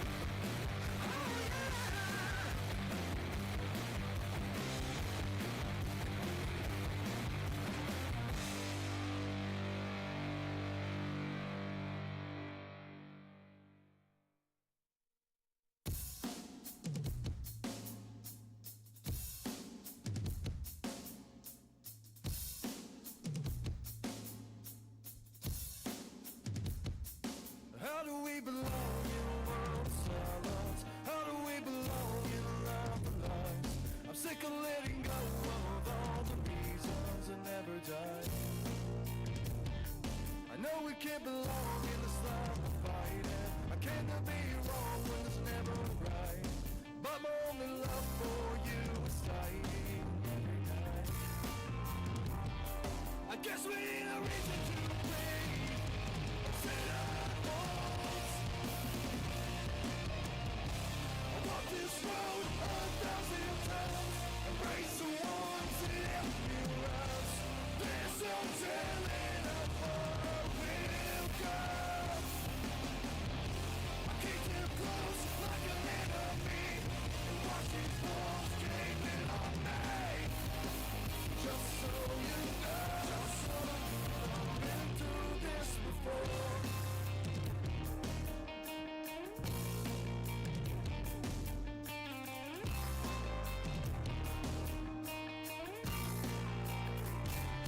Are we in the wrong to believe in something?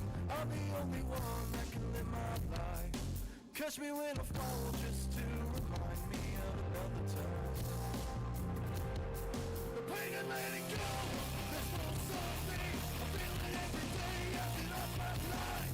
I'm not the only one that feels this broken. It's inside. I guess we need a reason to breathe. Sit our bones when you stand next to me. Oh no. I walked this road 1,000 times. Embrace the ones that help me rise. There's no telling how far we'll go. I keep them close like an enemy, and watch these walls gaping on me. Just so you know, just so you know, just so you know, just so you know, just so you know.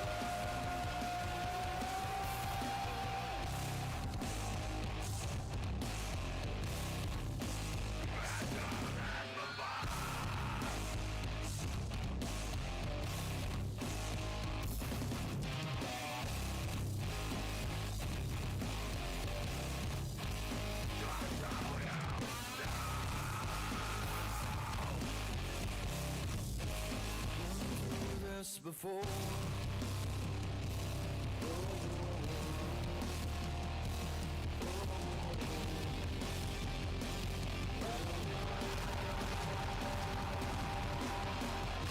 I walked this road 1,000 times. Embrace the ones that help me rise. There's no telling how far we'll go. I keep them close like an enemy, and watch these walls gaping on me. Just so you know, just so you know, just so you know, just so you know, just so you know.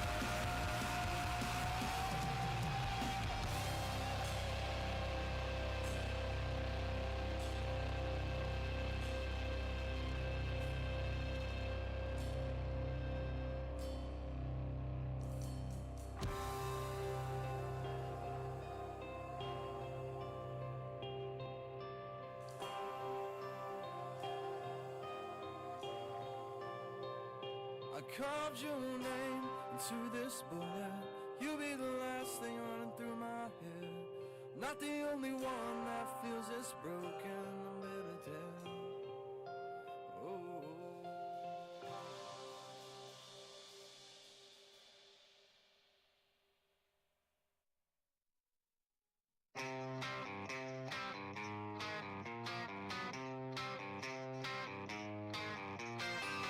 When you're counting your scars, see your dirty face. You always dry your tears at night. There's no one here you have to fear, but the fear still grows inside. It grows inside. Just keep up, soldier. It won't be easy to stand upright while you suffer all this pain. Just stand upright and to face it all again. Whoa. And when they say you're nothing, try to resist them. You are not as famous. You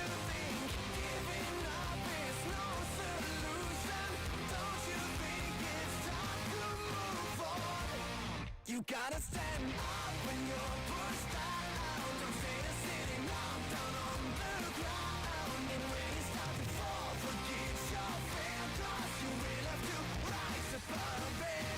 Then you're self-made.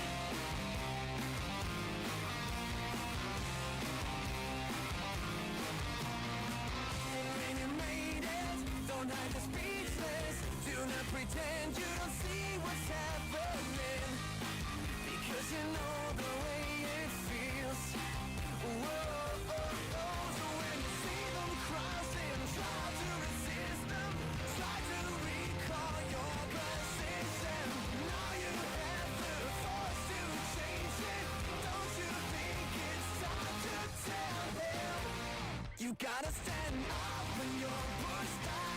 Don't stay there sitting down on the ground. And when you start to fall, forget your fear, 'cause you will have to rise above it. Rise above it.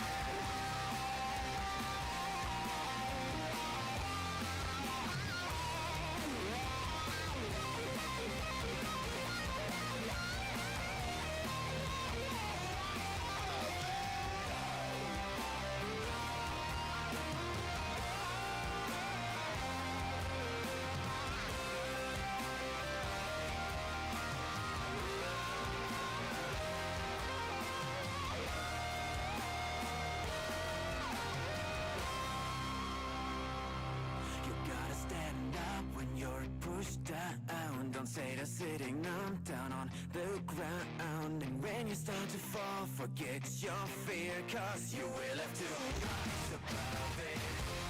You gotta stand up when you're pushed down.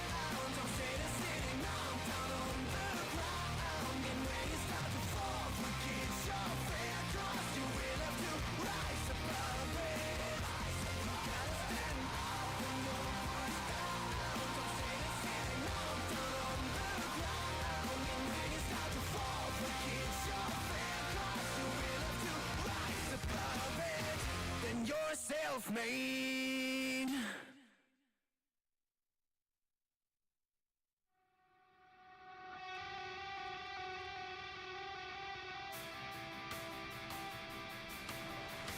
We are the walls that are and are not.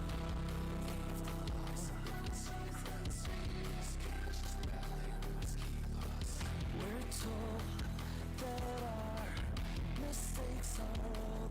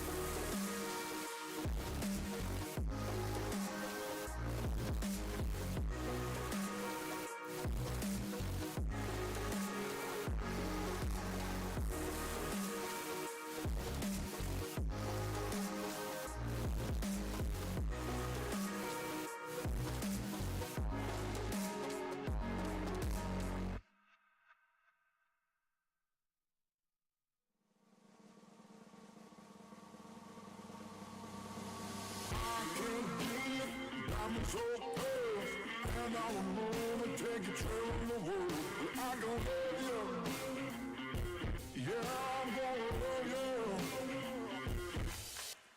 I'll give you the whole of all I've got. The fancy finds, baby, I have not. Just gonna love you, yeah, I'm gonna love you. I'm gonna love you, baby. Cross my heart and hope to die.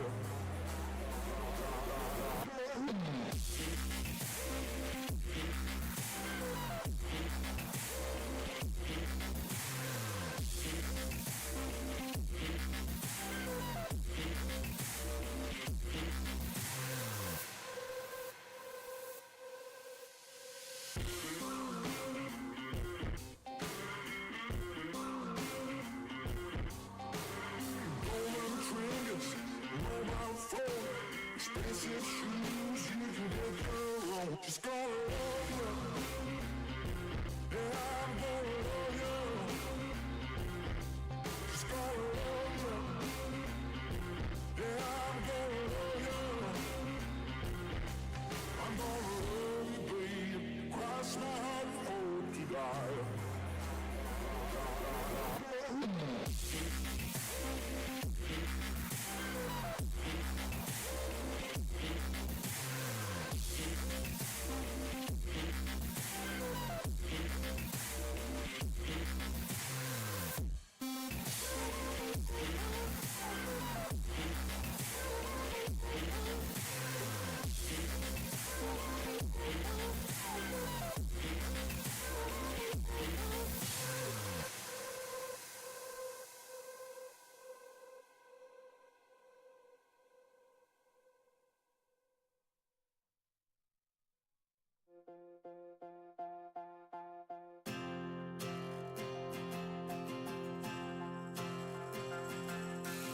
This is the hour, the darkest place.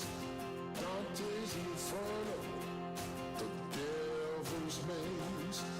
It's a good world, good world gone bad.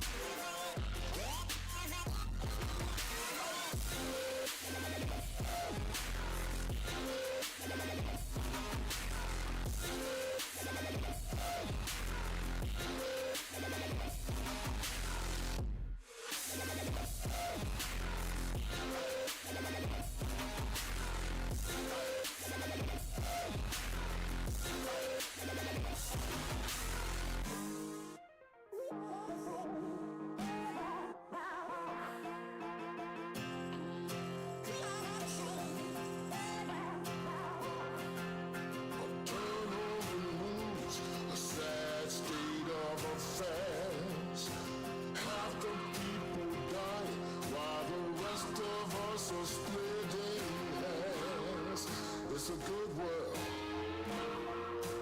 good world gone bad.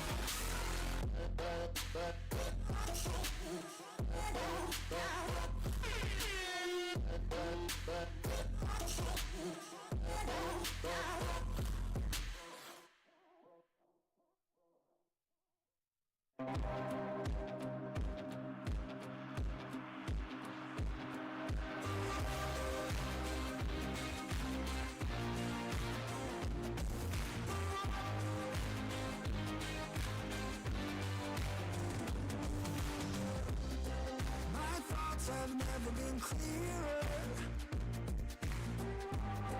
I see what you're doing to me now. They lie, they steal, they fooled us. Deep down I probably knew this. I think I will be holding on to the one thing that I know is stronger.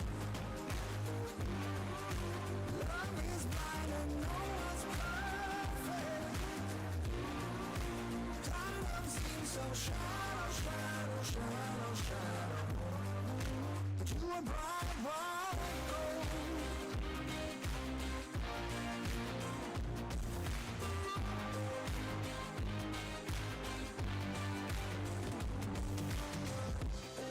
They made us lose our focus. The very same hands that formed us.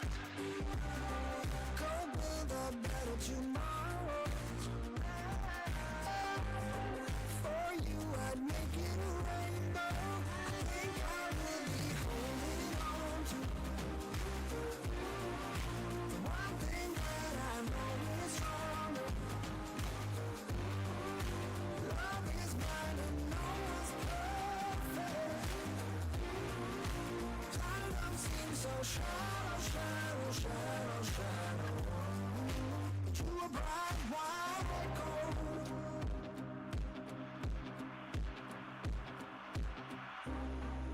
With you by my side, I'm not worried. I think we'll be able to find ourselves again. Blank expressions, empty words. Nothing can keep me away from you. I think I will be holding on to the one thing that I know is stronger. Love is blind and no one told us. Time and love seems so shallow, shallow, shallow, shallow. But you were bright, white gold.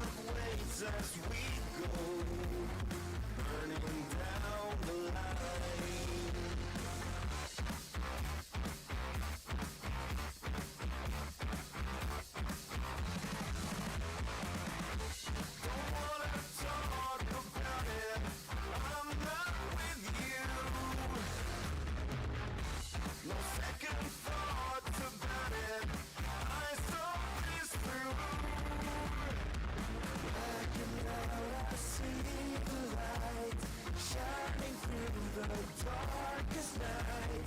True love waits as we go, burning down the line.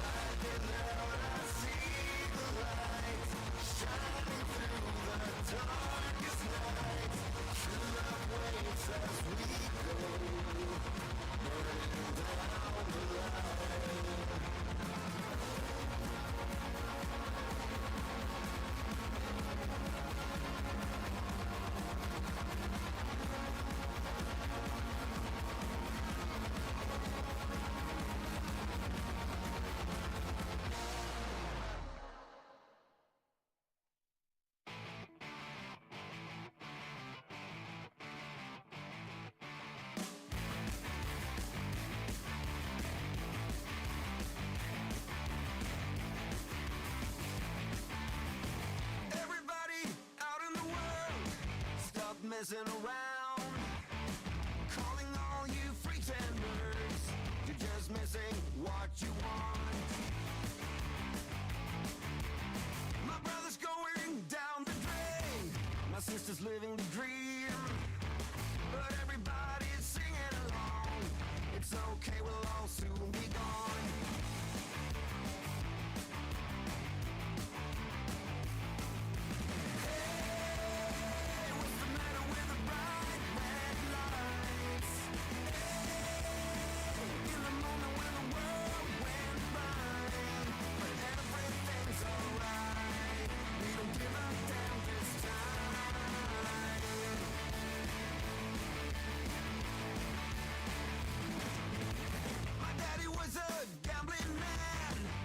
Strategy. Who gives a shit about him anymore? Guess we never really settled the score. Half the town screaming out in vain, the other half is fake, but everybody's singing along. It's okay, we'll all soon be gone. Hey, what's the matter with the bright red lights? In the moment when the world went blind, but everything's alright. We don't give a damn this time.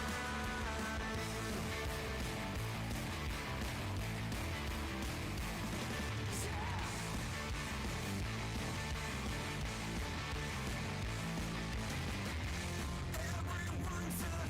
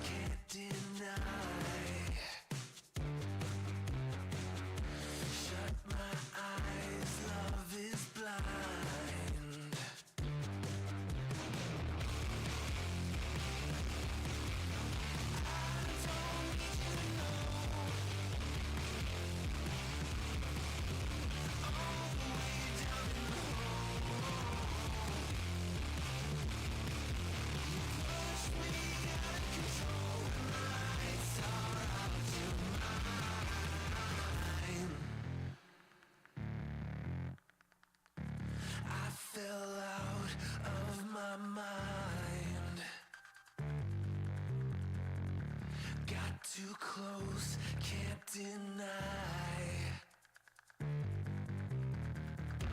Where have you been all my life? It's a sin, love is blind.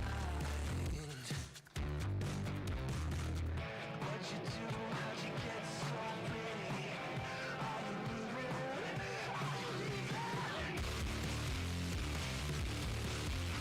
I don't need you to know. All the way down in the hole. Push me out of control when the lights are out. Your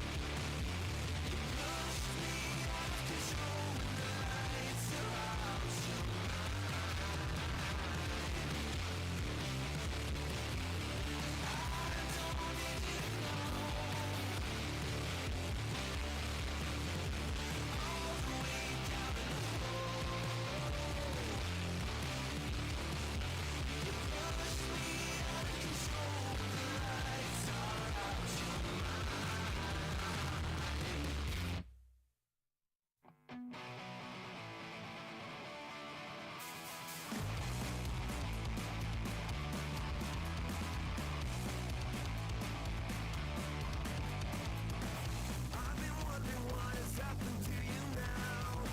Am I the only one who's struggling to move on? Yeah.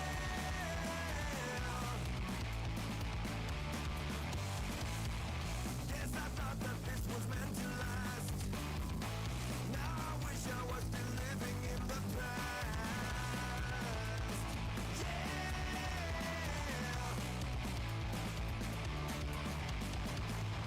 Never felt so damn frustrated.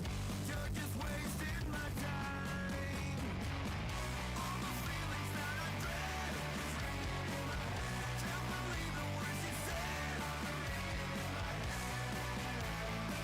Somebody saying it. Now we're hanging by a thread and it's ringing in my head.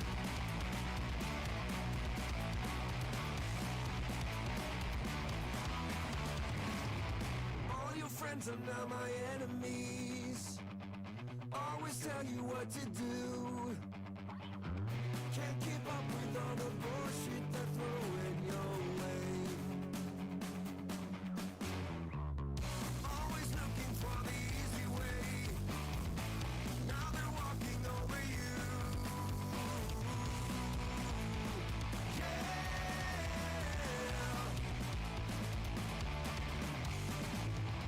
Never felt so damn frustrated. You're just wasting my time.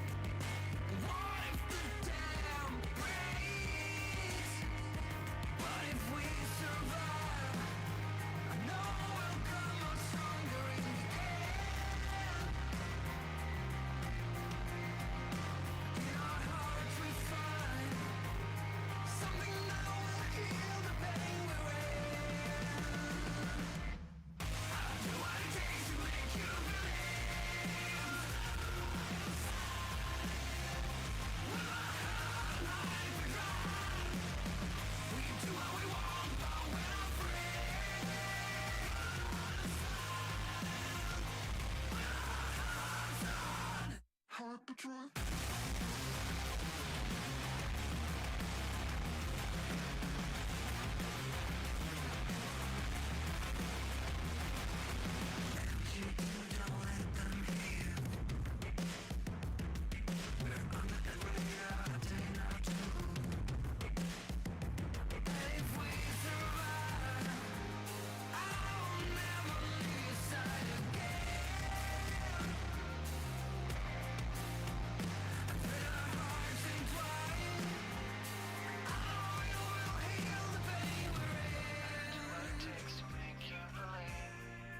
Standing by your side with a heart on high drive.